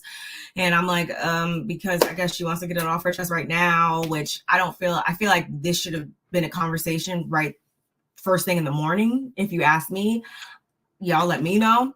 But Meredith's like, what's this narrative that you're allowing to basically be written about me, where I was the one that sent you the DMs, etc., etc. Like, what's up with that? And Monica's like, oh, like, I never came out and said Meredith sent me these. I'm like, okay, so then what did you say then? Because you don't have to come out and say Meredith sent me these. It seemed like she was playing semantics for me in that moment. But I'll just leave it there. And she goes on to say, you said, how we can find out, and we were Googling it and stuff. And Meredith's sticking to her guns right now in this moment. She's like, yeah, we were Googling and looking up stuff, but in a general sense, we weren't applying that to Angie and, anything like that. And Monica's like, no, like, girl, like, that's not how, how it was. That's just, and it doesn't really seem like they're going to get much of a resolution in this moment, because before we know it, freaking Lisa Barlow herself starts screaming over to them, Meredith, stop lying. Meredith, stop lying. Meredith, you're lying. Stop lying. And I don't think I can truly express to you guys just how hard that was making me laugh, because at this point, Lisa completely believes Monica. She's over Meredith and her antics and her trying to dig up stuff on people when she sees fit and all that type of stuff. Like, she's so over it in this scene, y'all, and she's screaming it to the highest of heights on that yacht. And at the same time, we get Angie. She's chiming in. She's trying to, defend herself by saying, first of all, I'm a credible businesswoman in these Salt Lake City streets. Put some respect on my name. Like, you're not gonna play with me. And then Whitney, we don't lose a beat over there with Whitney. She's saying her part too. She's like, last year I participated in the fakery with Meredith, and it just looks like repeat behavior. So yeah. So everybody's kind of stating their claim and what side they're supporting and not supporting right now, except for Heather. Really, Heather, she's just skeptical across the board, I feel like, at this moment. But she did express that to Meredith when they sat down, so I'm not mad at her for that. But pretty much, yeah, that goes for everybody at that point. Everybody kind of dug their feet in the sand with where their loyalties lie. How did you feel about that now? Now that I'm back, I kind of remember that. I feel like this is almost kind of what I was talking about earlier, that they need to, everybody's already included, even though there's two parties or maybe three parties. That's Angie, Monica, and Meredith are the three parties that it includes. But because everybody knows what's going on and we're all here, they should have already had all this discussion, and not so much pile on Meredith. But yeah, let's discuss where my gripes are with you. Like, I'm having gripes with you, and this is what it's stemming from. And it doesn't help your case with you telling us you didn't have anything to do with this, because I'm holding on to this. So, but as far as everybody telling her, yeah, you need to hear it. I'm sorry, you need to hear it from everybody. We need to get it all on the table, because how are we gonna move forward if you don't know? If I don't tell you how I feel, the way I felt disrespected, or the way you did something to me, and I don't tell you, how am I expecting you to change it if I never open my mouth to tell you? You're not going to get nothing changed unless you speak on it. And I'm not saying be mean about it. I'm just saying, tell the gripe and then let them explain what happened and then move on. They've been doing it through the whole season. I don't know why all of a sudden this is something really big and you guys are trying to keep pockets of people. Like, stop pocketing it. Just get it all on the table and put it out there. Which it shouldn't be this hard especially on this show, I feel like, because it's not like, in other places, Potomac, where it's like such a concrete, hard divide and stuff like that. Like, y'all able to all be on this one trip, so we could have already had diffused this, like I keep saying, the night before and the night before. I don't even know why this got brought into this situation, but I more so understood where Meredith was coming from in this scene, where right now we don't know who's telling the truth and who's lying, but I can't really fault her for her reaction, at least at this point, right? Because she's obviously super irritated. She gets up, she's like, my issue is, like, you're narrating me and I'm not here for that. Don't narrate me. I'm not going to continue to pour my energy into people who don't believe me. And I honestly, I can't fault her for that. If she's telling her truth, the truth, whatever, then I will be this is something I would do at that moment. Like, I'm not about to keep my breath trying to convince you guys if I really didn't do something. I'm gonna just let the chips fall as they may and let things be revealed in the time that they do. So yeah, I didn't really feel weird about how she reacted in this moment. And I was also I don't know if you heard me when I was saying that Lisa being what she did? What happened? She just got scared. She's like, Meredith, stop lying. Stop. Oh my God. Okay, so you did get to that part, because I was like, where's she at? I didn't put it on my phone. All at once, and then that's when Meredith walked. Right. Girl, I put it in my notes. I was like, Lisa, all that hollering, saying it with your chest on the other side of the boat, my love, I'm gonna need you to stop. It was just so funny. Walk over to her and talk to her. All that. Stop, Meredith. Nobody believes you. And I was like, oh God, you're having a moment. I didn't get that like Karen moment. Or anything like that. I got like legit. She was so up to here with it that she was literally, in every sense of the word, just done with her in this moment. Like, because look, and then I can't be mad at her or Whitney for that matter, I guess, if you're looking at it from their angles, because their rationalization is, this is the same behavior we saw last time when we were the targets, or this person was the target, or whatever. So, I mean, if that's their truth then too, then I guess the reaction that we were seeing with them is spot on too. Right. You set them off. It's crazy because I feel like Meredith, I don't know. Was it that Meredith wasn't taking accountability still right there? Or is it because Meredith really feels like there's nothing to take accountability for and you're just going to let Lisa keep yelling at you? That's why it's confusing, because you don't let nobody yell at you when you know that you're right. It's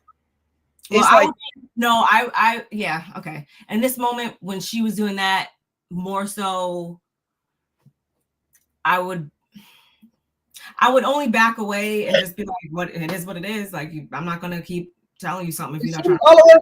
Back up to where? I said, back up to where? She was already on the other side of the boat. I would take that approach once you stop lying and we're just looking at eye to eye. Like, it's just gonna be what's gonna. I said what I gotta say. I mean, if you don't want to believe me, you don't believe me. But I'm not gonna yell and you. Yeah. So yeah, I probably would have applied it then. But yes. When we're knees deep and you're yelling at me, calling me a liar, the first thing that I would do in that moment is be like, who are you talking to? Because last time I'm going to address the fact that you're calling me a liar. And like, that's what we're not going to do, because I've never been nobody's liar. So, okay. Yeah. Yeah, I get it. Okay. So I guess Meredith, to some degree, is letting the girl just go off like a fool. I get it. I don't blame Monica for her reaction, because you don't show your hand, especially when they reveal theirs true. She knows the Ice Queen is not not to be trusted, I would tread lightly. Are you? Well, I guess the whole crocodile tears that we're gonna get to at the end of the episode coming out her eyes was just a front too. But you can't. My thing is, you can't say that is the case. Monica has been. You still can't play the game like dirty-ish or do certain things or have certain ways about you when you're trying to show that this other person is really the freaking villain or something like that. You can't have like questionable behavior while you're trying to reveal the other person. Like, I'm not like if my friend Gail over here freaking stole a candy bar.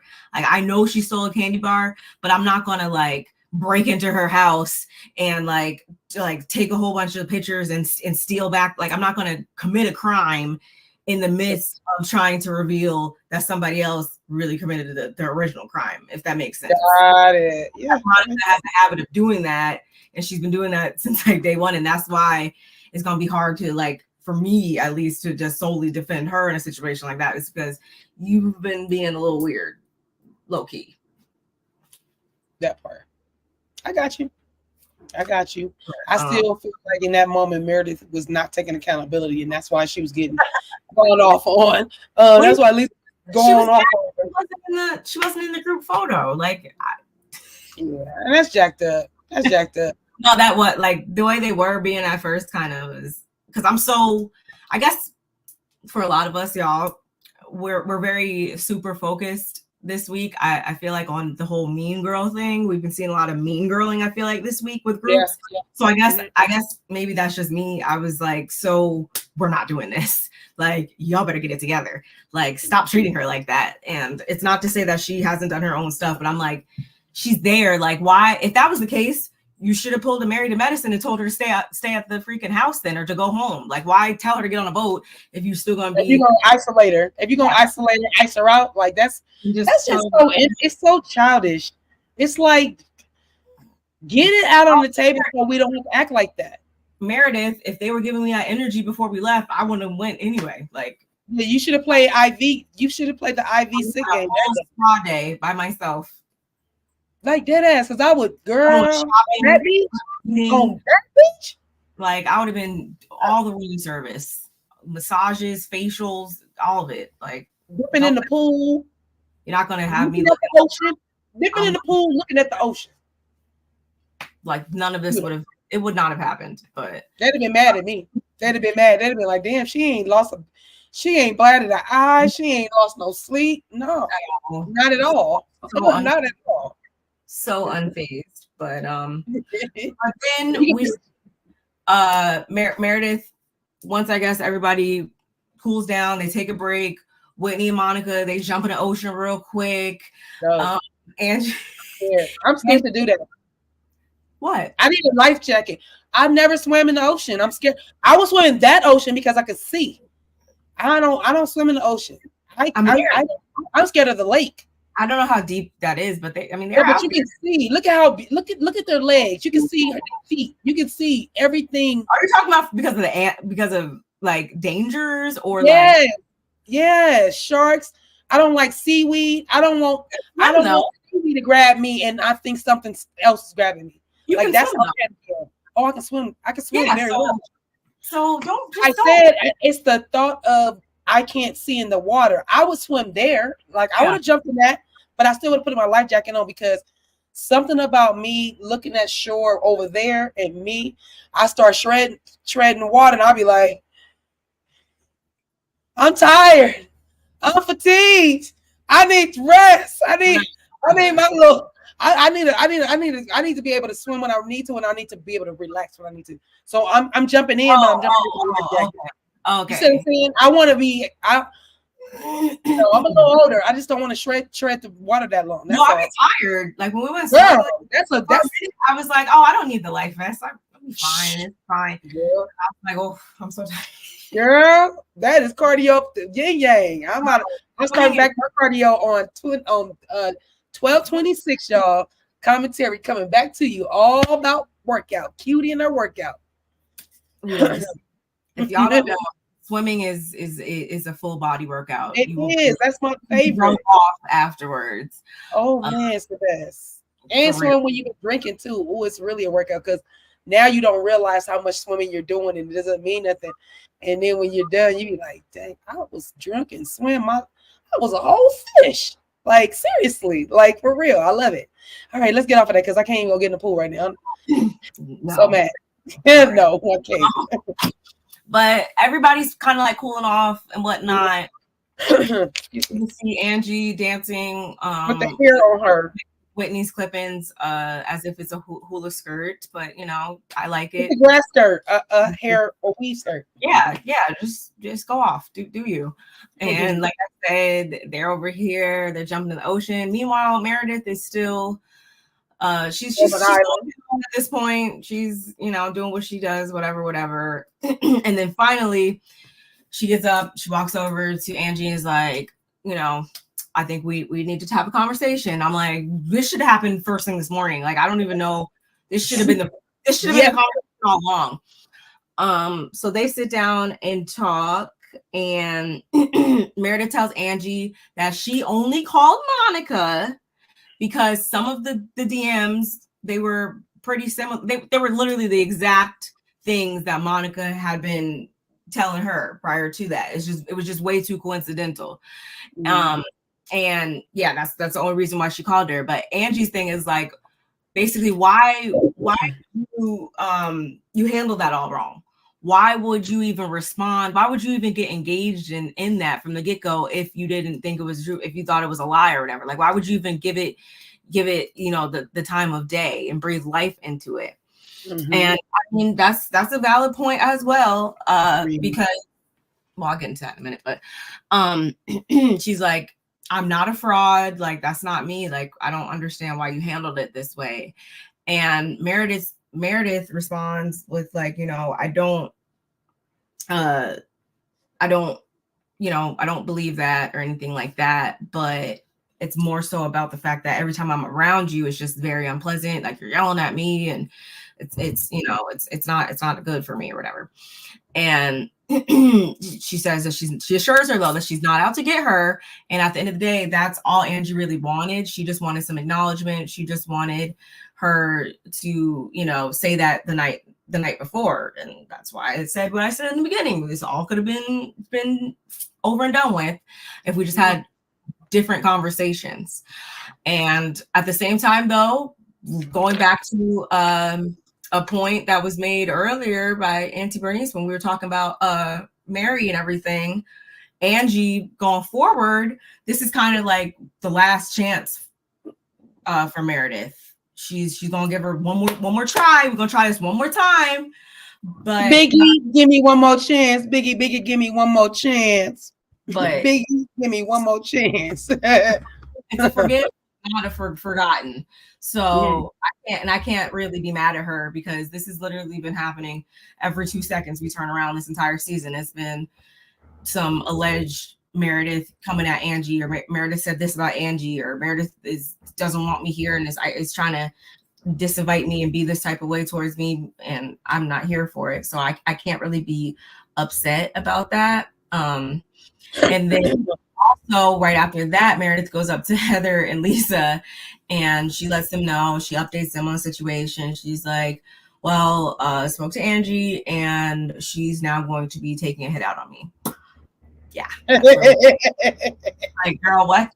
But they laugh it off and everything.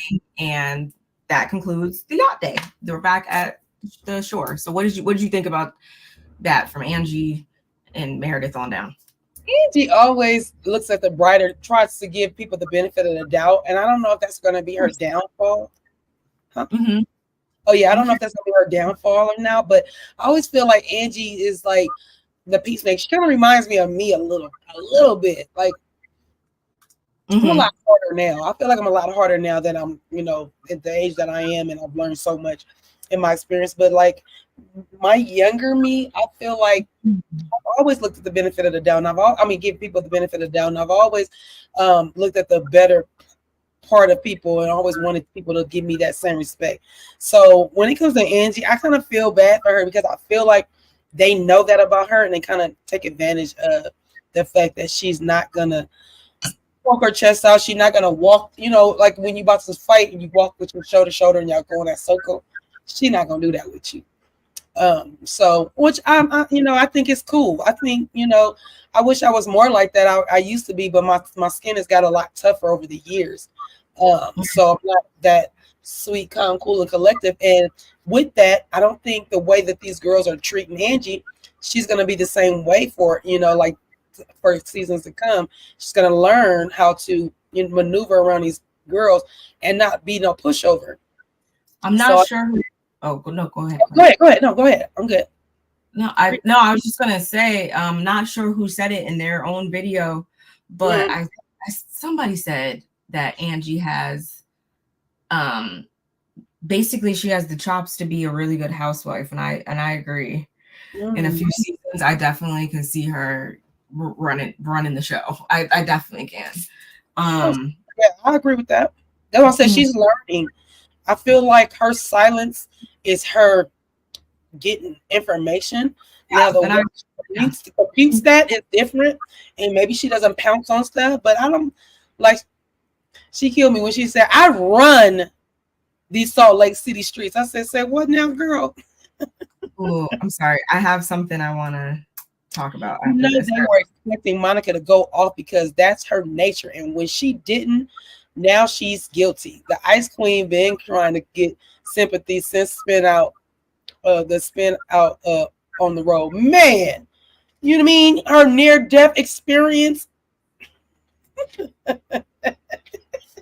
You mean the one that Whitney drove past and it couldn't have been that bad, because if it was that bad, they would have called 911?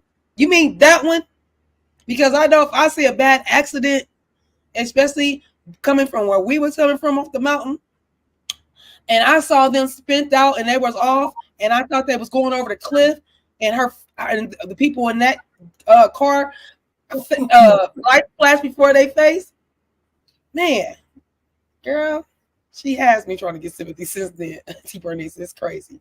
Yeah, I can't lie about that either. But yeah, she does. She wants all the sympathy all the time. So yeah, it's funny, but yeah, I just want we just keep an eye on Angie. We're gonna keep an eye on Angie. No, I'm excited, and I feel like this is big. At least I feel like it's big for me, because we see so.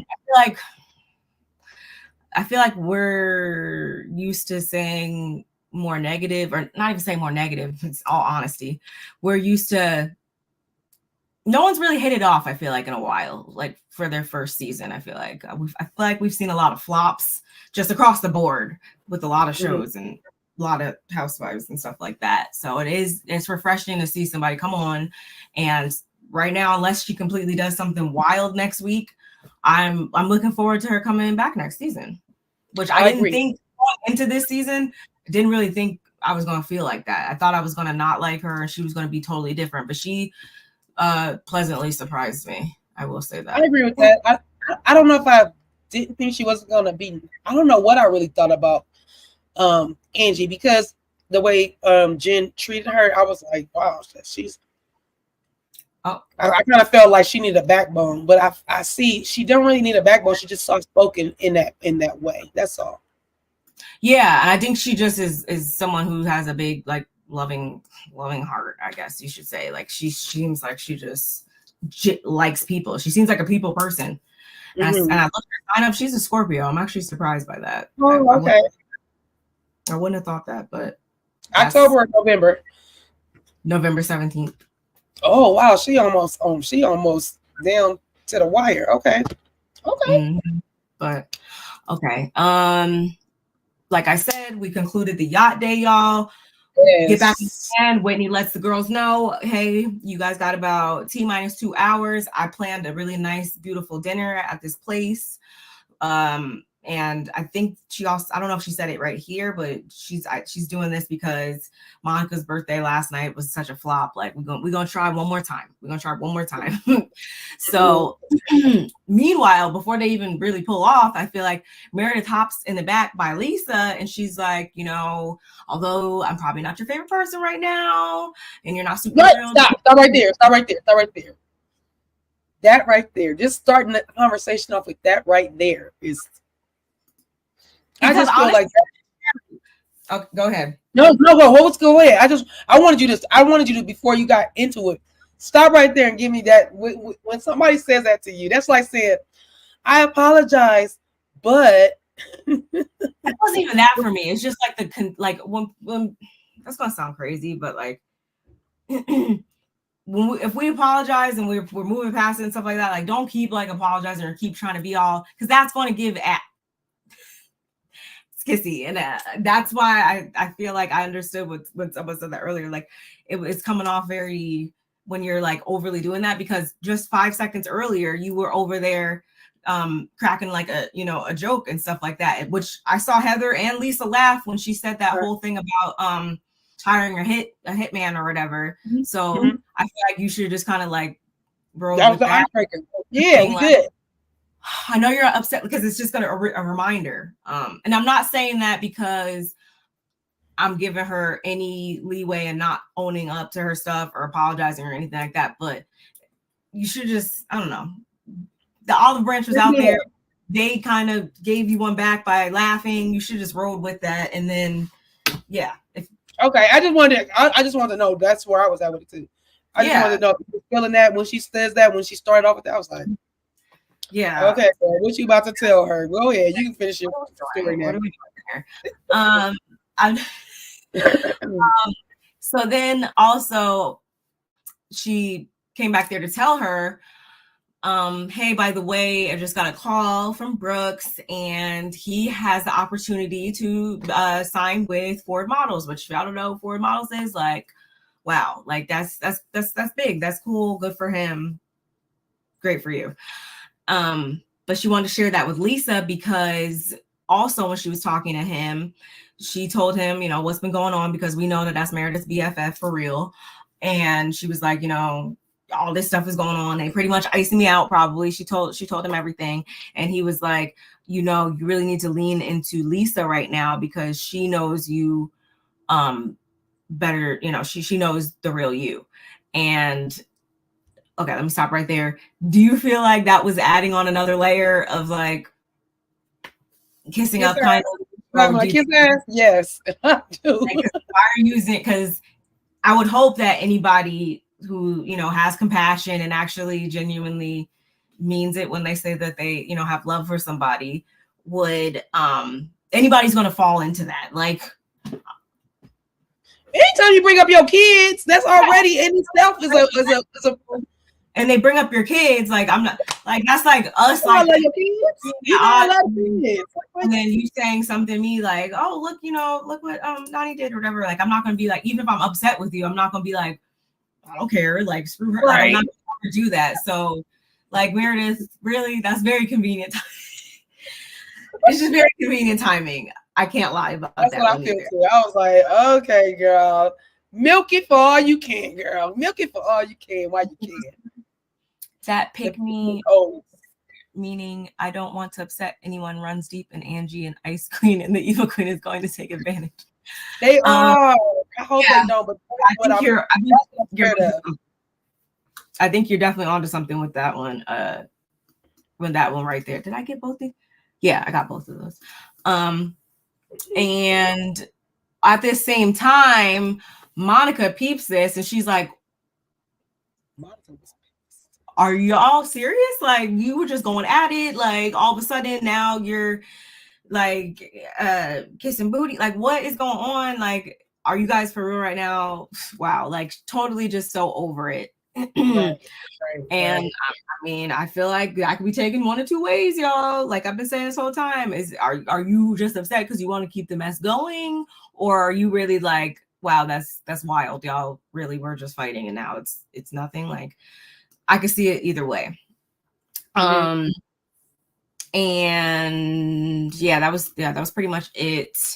And then they started talking about, speaking of booties, I think they were talking about eating I didn't put any notes for that. What it was Whitney, she just out the clear blue sky was like, ladies, y'all know what? I want y'all to know that Justin has the perfect nose for Oh. going. I said,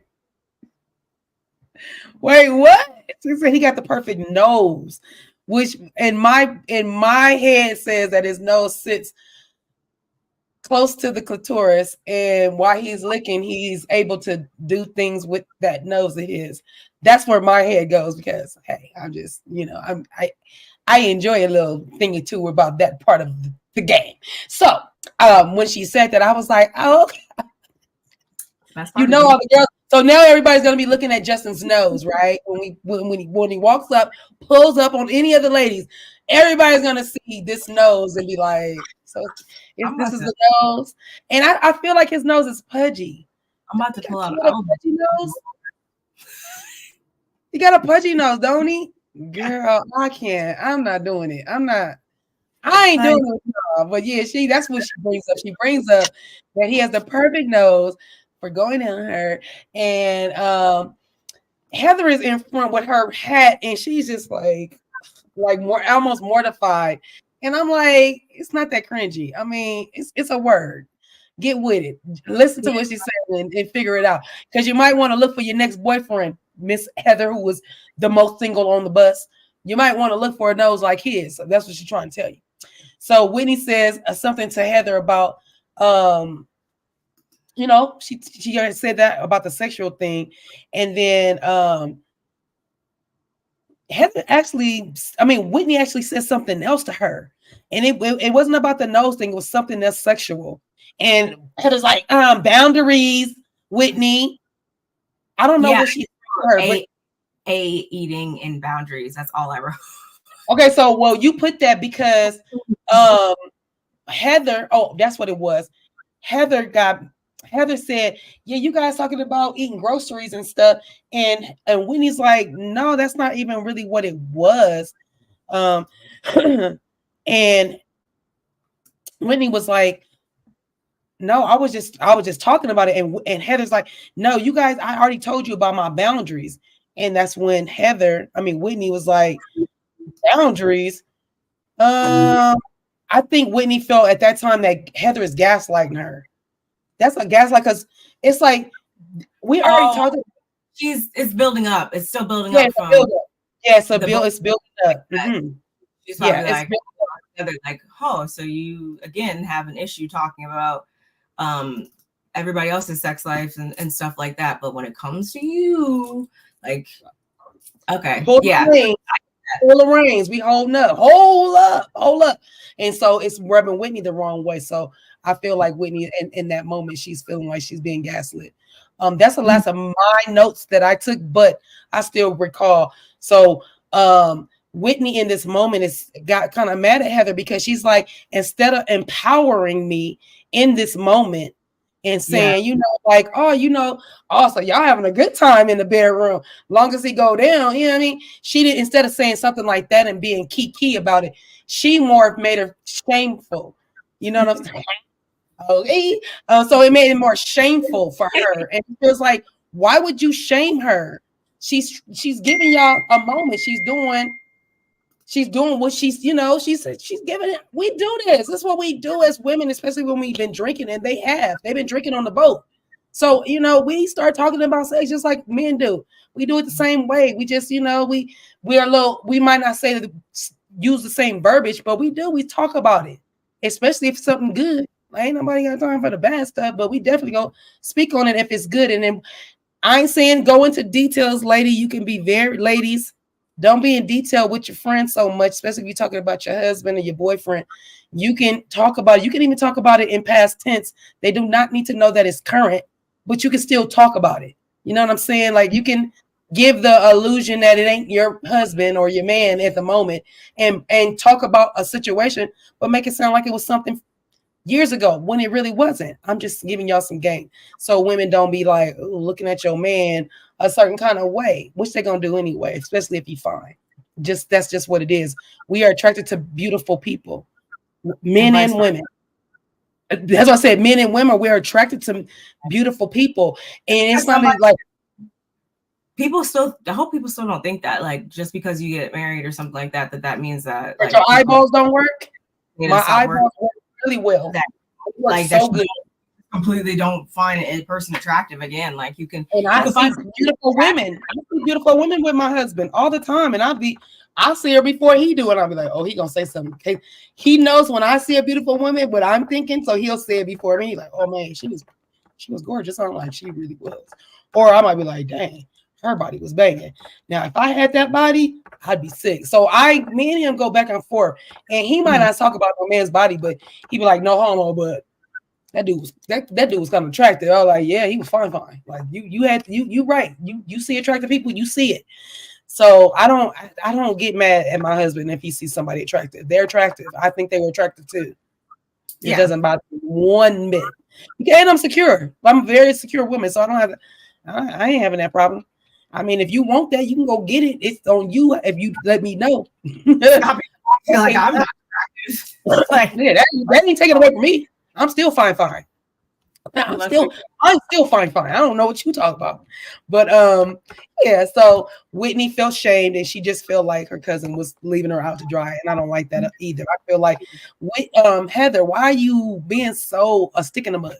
That's how I feel. She's been a stick in the mud. Weird. I don't know. Maybe she's still just finding her footing with everything. Maybe it also has to do a little bit with what Angie's rationalization is. It might be pieces of all of this. I hope someone asked that question. Something that's going to give us some more information at the reunion. Like, Heather, why are you're coming off a little different this season? Like, what's that about? But yeah, back at the house. Like I said earlier, they all rushed to, go get ready and stuff for dinner, which, dang, I'm sorry. I like overanalyze stuff like this. And I'm like, how long were they out there on the boat? Because they said it was 11:30. And then I'm assuming, obviously, you get your money's worth. They're going to be out there for a minute, but it's already dinner time. That's still like seems just fast to me, but whatever. Right. Well, no, she said 2 hours. 6 o'clock. Oh, they're being ready. Yeah. That's right. That's right. Sorry. But so then we sit down or whatever with Monica and Whitney. She's in her room. She's about to get her makeup done. And of course, Monica has to harp on how Meredith and Lisa had their whole makeup session in the back of the van. Because I don't know if I said before, y'all, they were back there, and then they also FaceTimed Brooks, I think, and it was just a whole like moment between them. So Monica still was super not here for that, and Whitney also, I felt the same way for the most part, I want to say. So yeah, she agrees. And my first question was, I'm not going to lie, my first question was, is Monica using Whitney's glam, first of all? Because oh my God, I didn't think about that. She was like, yeah, let me get I've already showered. I'm like, so Monica's I'm not a pocket watcher, y'all. I'm not. I promise you I'm not. But my mind goes there as soon as it's something with it to be though. It had to be No, it said Whitney's makeup artist. And they said that, and on top of that, she walked in, she said, well, I showered already. Let me go on and get done. I'm thinking, she was trying to get in makeup done. No, are you getting your makeup done, Monica, and you ain't showered? So why would she even tell you that she showered? So now we risk questioning showering. Like, this is too many question marks around the girl, man. Too many question marks around the girl. They have this whole back and forth about that, and how they still they're not really feeling the whole situation and all that. Yeah, that was really it for that. That was not it for that. Whitney and Lisa, I'm gonna need y'all to stay out the sun, because y'all got skin damage. Y'all skin. When Whitney walked in, why did I think she had on makeup? And I'm talking about like scary. Okay, because I watched it on my computer or whatever, and sometimes it's not the same as good quality as the TV, of course. No, so I'm mad you didn't take a picture of it. Because I did, but I just didn't want to, because I'm the last person to be on somebody. No, I'm not either. I mean, I got on makeup. I have to work. No. I thought are you sure? I'm pretty sure he That's started what? her eyeshadow. He started her eyeshadow. No, he was going lighter on her eyeshadow. Those are dark spots. Sometimes to cut the crease, you do a transition Oh, color in there. Okay. But I'm not even looking at the shadow. I'm looking at the skin. I'm looking at cheekbones and on her chin and by her on top of her lip. All of that is looks really red and inflamed, and just like when Lisa took all her makeup off, it was the same different. It was like exactly like this. I was like, whoa. I was concerned. I'm concerned. You know why? Because I don't know if they spray tan or do they do the tanning booth, but I don't know. I was just like, scary. I hope the booth. Yeah, I didn't know that. I would hope I have never done it, obviously, but no, I have a lot of friends back home at tan and stuff like that, and like the bed. Oh, I've been in the tanning booth. I used to get in the tanning booth when I was like, I was like 22, 23. I did like before prom because you see my sister. Yes, I sure did. Yeah, she likes like me. We light skin. But yeah, we did. And even people that are my skin tone darker, whatever like that, we have hyperpigmentation, and my girlfriend is one color, so I don't ever think that's weird. My girlfriend that took me, she was your complexion, and I'm like, wait a minute, you getting into tan? She was like, girl, yeah, I want it to be even. I'm like, wait, what? Fitness competitions and different stuff. Like sometimes you want it to look even, or if you're gonna be wearing a lot of like swimwear, if you're going on vacation and stuff like that, you want the skin to look a little. They sell it at Ulta, trust me. Yeah. But yeah, I don't. Was that it? I don't know.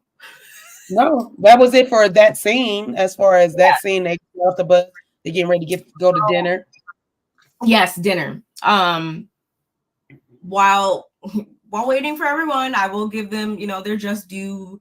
Angie and Meredith are trying to, I guess, figure out how to attack this whole building a friendship thing because they have like a superficial moment over bonding over their blingy purses for 2 seconds because they were the first two that were ready. Yeah. And then we head out to the restaurant and everything before we even order drinks this time though, because that's the first thing everybody always does on these shows, order drinks.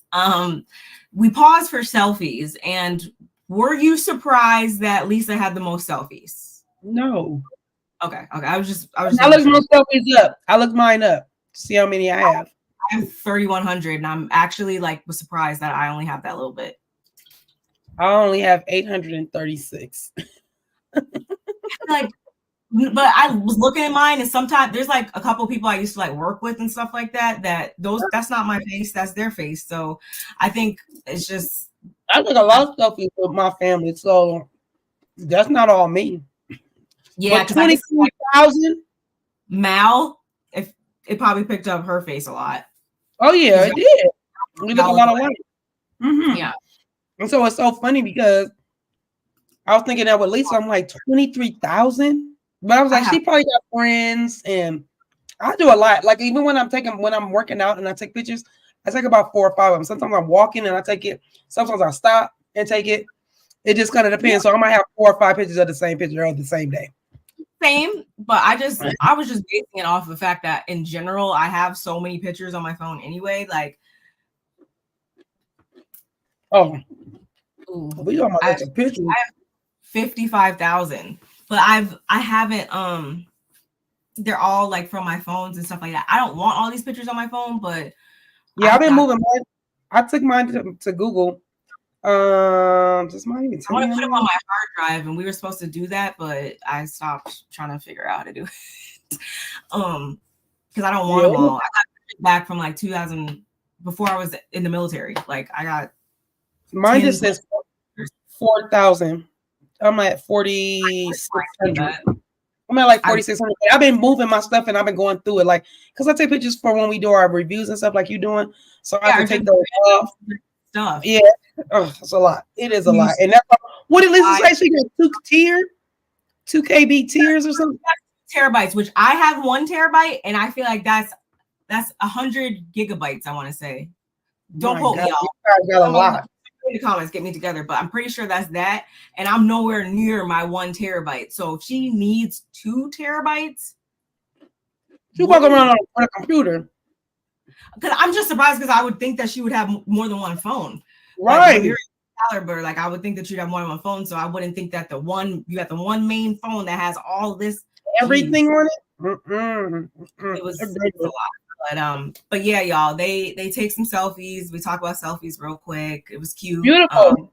The scenery was really beautiful. They was going to go see the sunset. I didn't get really any pictures of the restaurant. Well, you know what? That night wasn't that beautiful. It wasn't like really clear, and it was kind of muggy that night in Bermuda. So it wasn't that as gorgeous as the other days had been, to be quite frank. This is literally the only picture I have at dinner. And I loved Heather's earrings. I need to know where she got them. Oh my God, those earrings was amazing. They remind me of your African ones that you got when we was in Essence. I did a double take because I was like, wait, girl, because they look just like your African earrings. How are you feeling? Okay, that's fine. But speaking of Heather, we get into because Monica, her migraine was starting to come back, and she was like, oh, I forgot my Excedrin. What if I'm having a stroke? All this stuff. And Heather was like, no, you're not having a stroke. You would literally have no control of your muscles. She's like, I would know I had Bell's palsy, which if y'all don't know what Bell's palsy is, it's weird.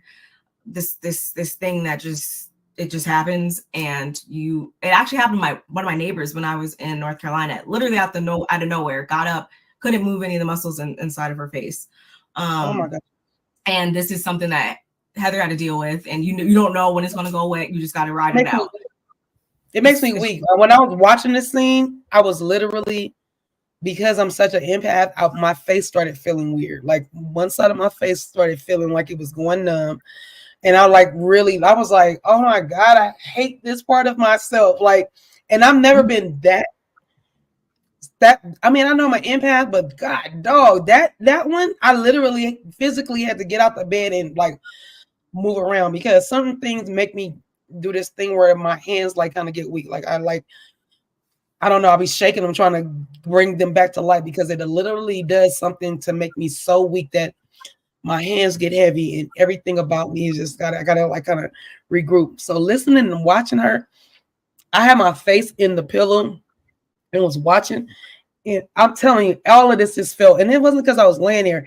I was literally having real empathy for this lady, like in any other person. I started thinking about my friends that had strokes, and it does the right side of their face and all that. I was going through it, y'all. And just you saying it again just now was making me weak again. Like I'm literally, even the picture you showed is like my face, like my cheeks started feeling this feeling again. Like, I don't know. It's like a tingling feeling. And I'm not trying to be funny. I'm not doing it for rating. None of that. I'm just literally saying that makes me sad that this happens to people. It really does. It's like, and there's nothing you can do about it. Yeah. You just wake up and like, what's going on? So Heather had a really bad bout of it, and so bad to the point like she had to go take her Costco photo, and poor Heather, like poor Heather. She had to doctor her face up because she couldn't move it and whatnot. And that was right when she was trying to get back in the dating scene. Like it was a very moment in her life, which is pretty. Going back to what you were saying earlier. Yeah. So yeah, that probably really was a bad time in her life, because she already was trying to probably regain her confidence as a newly single woman. She, like I keep saying, doesn't always come off as the most has the highest self-esteem and the best body image and stuff like that. So I definitely felt for her in that moment. And because again, I've seen it in person, like crazy. So then after that though, because mind you, this whole time we're getting like flashbacks of like Monica, Meredith, this person, like they're trying to paint the picture that there's like some awkward tension, or Meredith is kind of feeling a type of way towards Monica. And before we could even really Blink, Monica takes the time to break the ice and ask Meredith, like, you know, about the weird energy that's going on between them, and how she doesn't understand how just 2 seconds before you can be not cool with Lisa, and then all of a sudden I turn my head, you guys are back giggling, like everything is all cool, like but meanwhile you're like super angry towards me. I don't really understand what that's about. And first thing Meredith said, I believe at that point, was something along the lines of like, I can't let what's wrong with laughing with, or what's wrong with laughing or making up with Lisa. It was something about, no, she said something along the lines where it was like, I didn't say that I'm not mad at her, even though we're talking. Yeah, but the first thing she said, she was like, what's wrong with hanging out with Lisa, or what's wrong with making up with Lisa, or laughing with Lisa, or something. Talking with Lisa. Yeah, and I was like, oh my God, here we go. And then yes, that's when she was like not really understanding where she was coming from and understanding what the issue is, because at the end of the day, well, for Lisa more so chimed in at first, and she attributes them being able to make up so fast over kind of like the sisterly bond that they supposedly have, or whatever, like where, you know, you curse your sister out and then 2 seconds later you guys want or headed to the mall. I understand that. That's very much applicable. I got sisters, obviously, so I understand. Do I believe that that's the thing between them? No. And it goes back to, I think, what Auntie Brittany said earlier, they will never be the same. And I keep getting flashbacks, and we keep getting little flags throughout the season that tell us, yeah, you guys will never really be the same. But in this moment, if you guys want to make up and you guys are cool, that's fine. I didn't really care. How did you feel about that? Monica feeling away, and then also what Lisa said and all that. Monica needs to just mind her own business. You concern yourself with people's stuff. Like, seriously, they have a report, they have a history, they're gonna do what they do. You can't compare yourself to what they have. And the more you do that, you're making an ass out of yourself. Like, stop doing that. You can have an opinion. I'm not saying don't have an opinion about it. And you can tell Meredith to the side, like, you know, I felt a certain kind of way. But the fact that you brought it to the table, and point is valid. I'm not saying it's not valid. I'm saying, did you need to really tell it in front of the group? You could have put it. Can we go? Do you mind go walk to the ladies' room with me? I'm gonna talk to you about something, not in front of the group, because when you do it in front of the group, that gets other ears involved. That gets other opinions to be involved. So for me, I'm like, stop involving everybody, because that gives everybody an opinion, and we don't need that. We just want to resolve something with Meredith, then go talk to Meredith by herself. And Meredith, you are acting a little weird. You're so mad at Monica that you can't talk to her. You're sitting right in front of her. Why are you sitting in front of me? You're not giving me no eye contact. Don't sit in front of me. Go sit in front of Lisa. Can y'all switch seats? Because I don't want to look at you if you ain't talking to me. Oh my God. I can't. For me, Monica needs to learn how to just not even put yourself in those situations when it comes to Meredith and Lisa, because they already have something going on. And they just don't worry about it. Don't worry about it. You're worrying about the wrong things at the wrong times. That's all. Give her plate of issues, pre-existing issues. That's definitely what I honed in on too, because I was like, you do know that this is not the first time that this has occurred, and that they have a whole years and years long worth of this. So just Meredith the biggest in New York, and F everybody in New York. So come on now, right. If they come back from that, this little thing about is that this is not what you want. Don't even just stay over there. That's definitely where I took it. And then I already told you what I thought about Lisa and her whole saying it's like, you know, they're a sisterly bond. I understand what Meredith said when she said, I vowed to, when we said we're gonna be friends again or whatever, I vowed to accept her for how she is. That that I like that better than what Lisa said. Yes. Yeah. But right after that, after Monica asks for a middle step too, which I'm like, girl, like just see your way out of this one. Somehow they start talking about kids or what their kids are going to do over the summer or whatever. And when Lisa chimes in, she talks about how, you know, it's kind of like bittersweet being there because like it's cool, like Bermuda, like it's great, but she's also missing some last moments with her son before he goes off to his mission. You know, at this point in time, he was supposed to go off and he already got his call, right? No. Yeah, he got his call.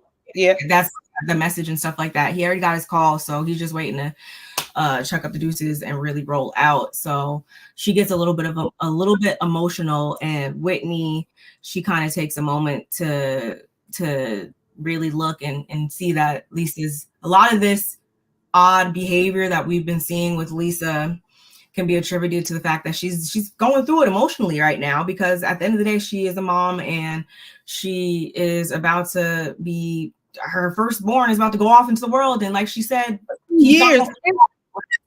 And even after that, move back in with them, he's going to continue on his path probably. So that is a lot. You know, I can definitely sympathize. I can't empathize because I got kids, but I'm pretty sure that did have something to do with something at one point. Is that going to negate everything that we've seen Lisa do and everything? No, but some things I do think that was why she's more emotional. I wasn't surprised that Whitney brought it up, because I think maybe she still was harboring a little bit of some type of ill feelings maybe to Lisa about when her friend passed, you know, just before this, and that how that whole thing went down. I feel like maybe that was like a pivotal moment for Whitney, and that's why she, you know, this light bulb went off in her head. Agreed.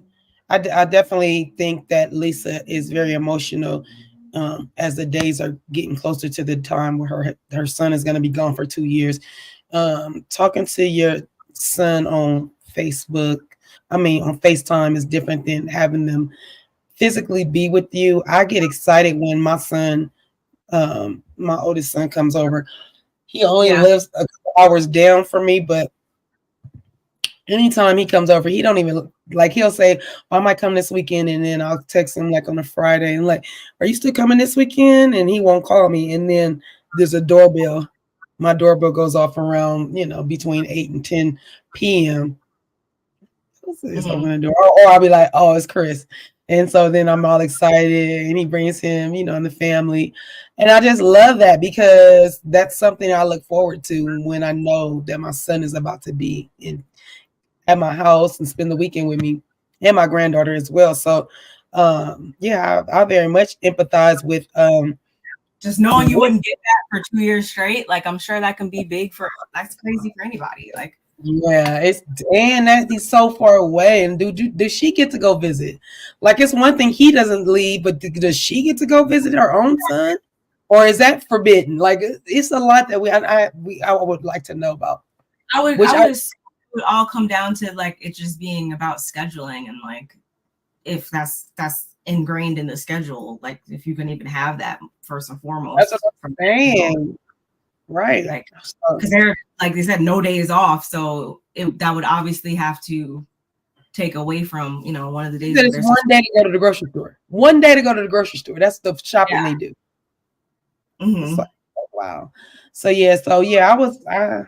I felt for Lisa in that moment, and I understand why she's been so up in arms and going off on Meredith, because you do lash out more on people you love most, or that you know is going to accept your flaws and be like, I know you're upset because of ... And so I think that's her kind of a safe space between her and Meredith. So that makes a lot of sense. So right after this, y'all, or I should say, Whitney, again trying to make up for the failure of a birthday the previous night and everything. She's like, let's go to a bar. Like, please, let's go. It's the oldest bar on the island, actually, coincidentally. So they're all in, and they cheers, and then we're at the bar. And after having some swizzles, I think it was called, like the Swizzle Inn. They would at the Swizzle Inn. Mm-hmm. They drink a couple of those. They probably were probably just taking some more selfies for all we know. And before we know it, for some odd reason, and I say like with a lot of emphasis, odd, Angie thinks it's a good idea to ask them if they should play a game. And that kind of annoyed me, not gonna lie. Angie, do better. And I say that, y'all, because obviously based on the last 2 or 3 times that we've tried to play games on this show, we know that it just never goes right. And it always ends in arguing and someone being mad or crying. So before we... Wrong move, Angie.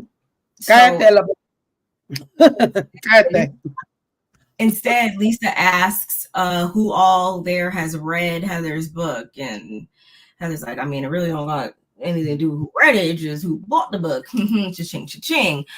But she's like, I don't remember who said what, but I do remember that the light started flickering literally right in the midst of all this. It's kind of weird, but the light started flickering. The triangle was acting crazy, y'all.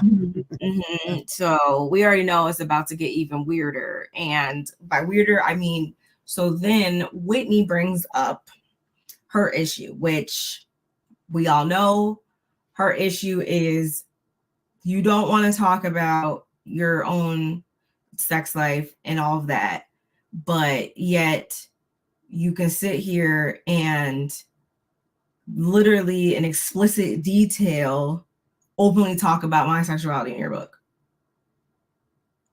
You tell Monica to shut the F up, yet you're over here just telling everything that, has to do with me and my life and everything. Like, what's up with that? And Heather's like, what? Like, what are you even talking about? Like, she denies it. And I did like when she brought up the fact that it's like, wait, so are you trying to say that you're the reason why my book is a bestseller? Like, what are you trying to get at right now? Because that wasn't even the case. All I wrote was about how you booked me. You booked me for a boudoir photo shoot, and I was hired by you, and that, case closed. And again, Heather's like, what are you getting at? Like, what was the reason behind all that? And they continue to go back and forth. And I feel like, well, I'll say that, but they go back and forth until the point that Heather gets up and she's like, she's through with it. And I'm glad I got this specific screenshot, because as you can see, like, I was like, Whitney, why is your hand like, Whitney just like getting, I feel like, although Heather got up and started going that direction first, like Whitney was all like grabbing, she's like pulling her towards her or something. It was just weird how she did that. And then the things that she was saying and stuff like that. So then Heather goes, she runs off outside. She's hot. And who other than Whitney goes after her? Like, goes after her. Heather's taking off her mic. She's like, I'm not doing this with you right now. You're drunk. Like, get away from me. I don't want to talk to you. And, Whitney's like, Heather, I'm trying to have a conversation with you. And that's where the episode goes off. Like, Heather was like, production, get away from me. Like, don't even touch me. Get away from me. I need to be by myself. And the girl's like, I can't leave you by yourself, but I'll just wait here. And that's where we end things, y'all, until we get into the finale next week.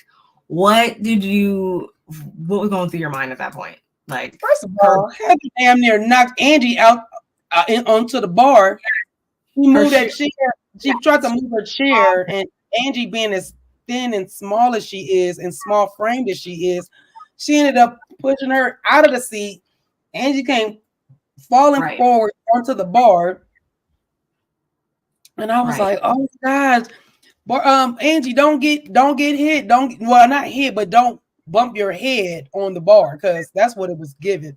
Whitney was I don't want to use the word sloppy drunk because it's not even about sloppy drunk. She's very uncoordinated when she's been drinking. Let's go with that. And so, yeah, her posture and stuff was kind of weird. Like you're pulling her, y'all talking about it.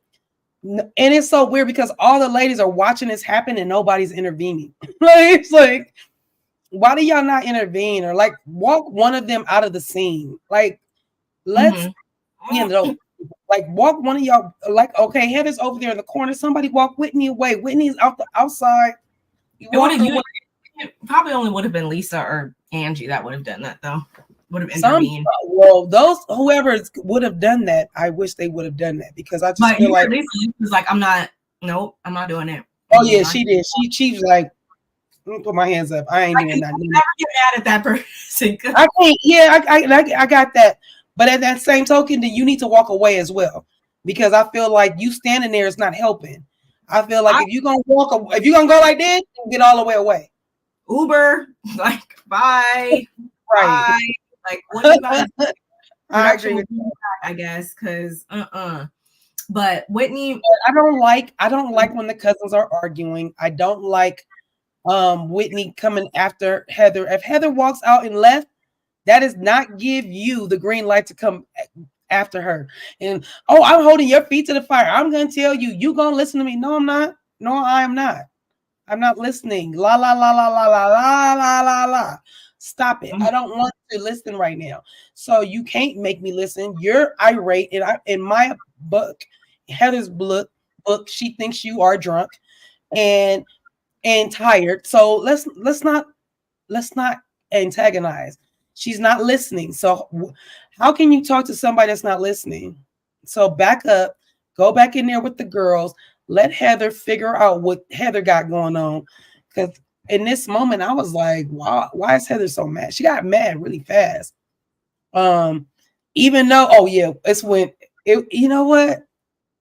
Whitney scared me when she said, yeah, because you're hypocritical or you're being a hypocrite. Her face looks so demonized to me. Oh, she looked like she I couldn't drink with her. I mean, I was like, her face was different when she said that to me.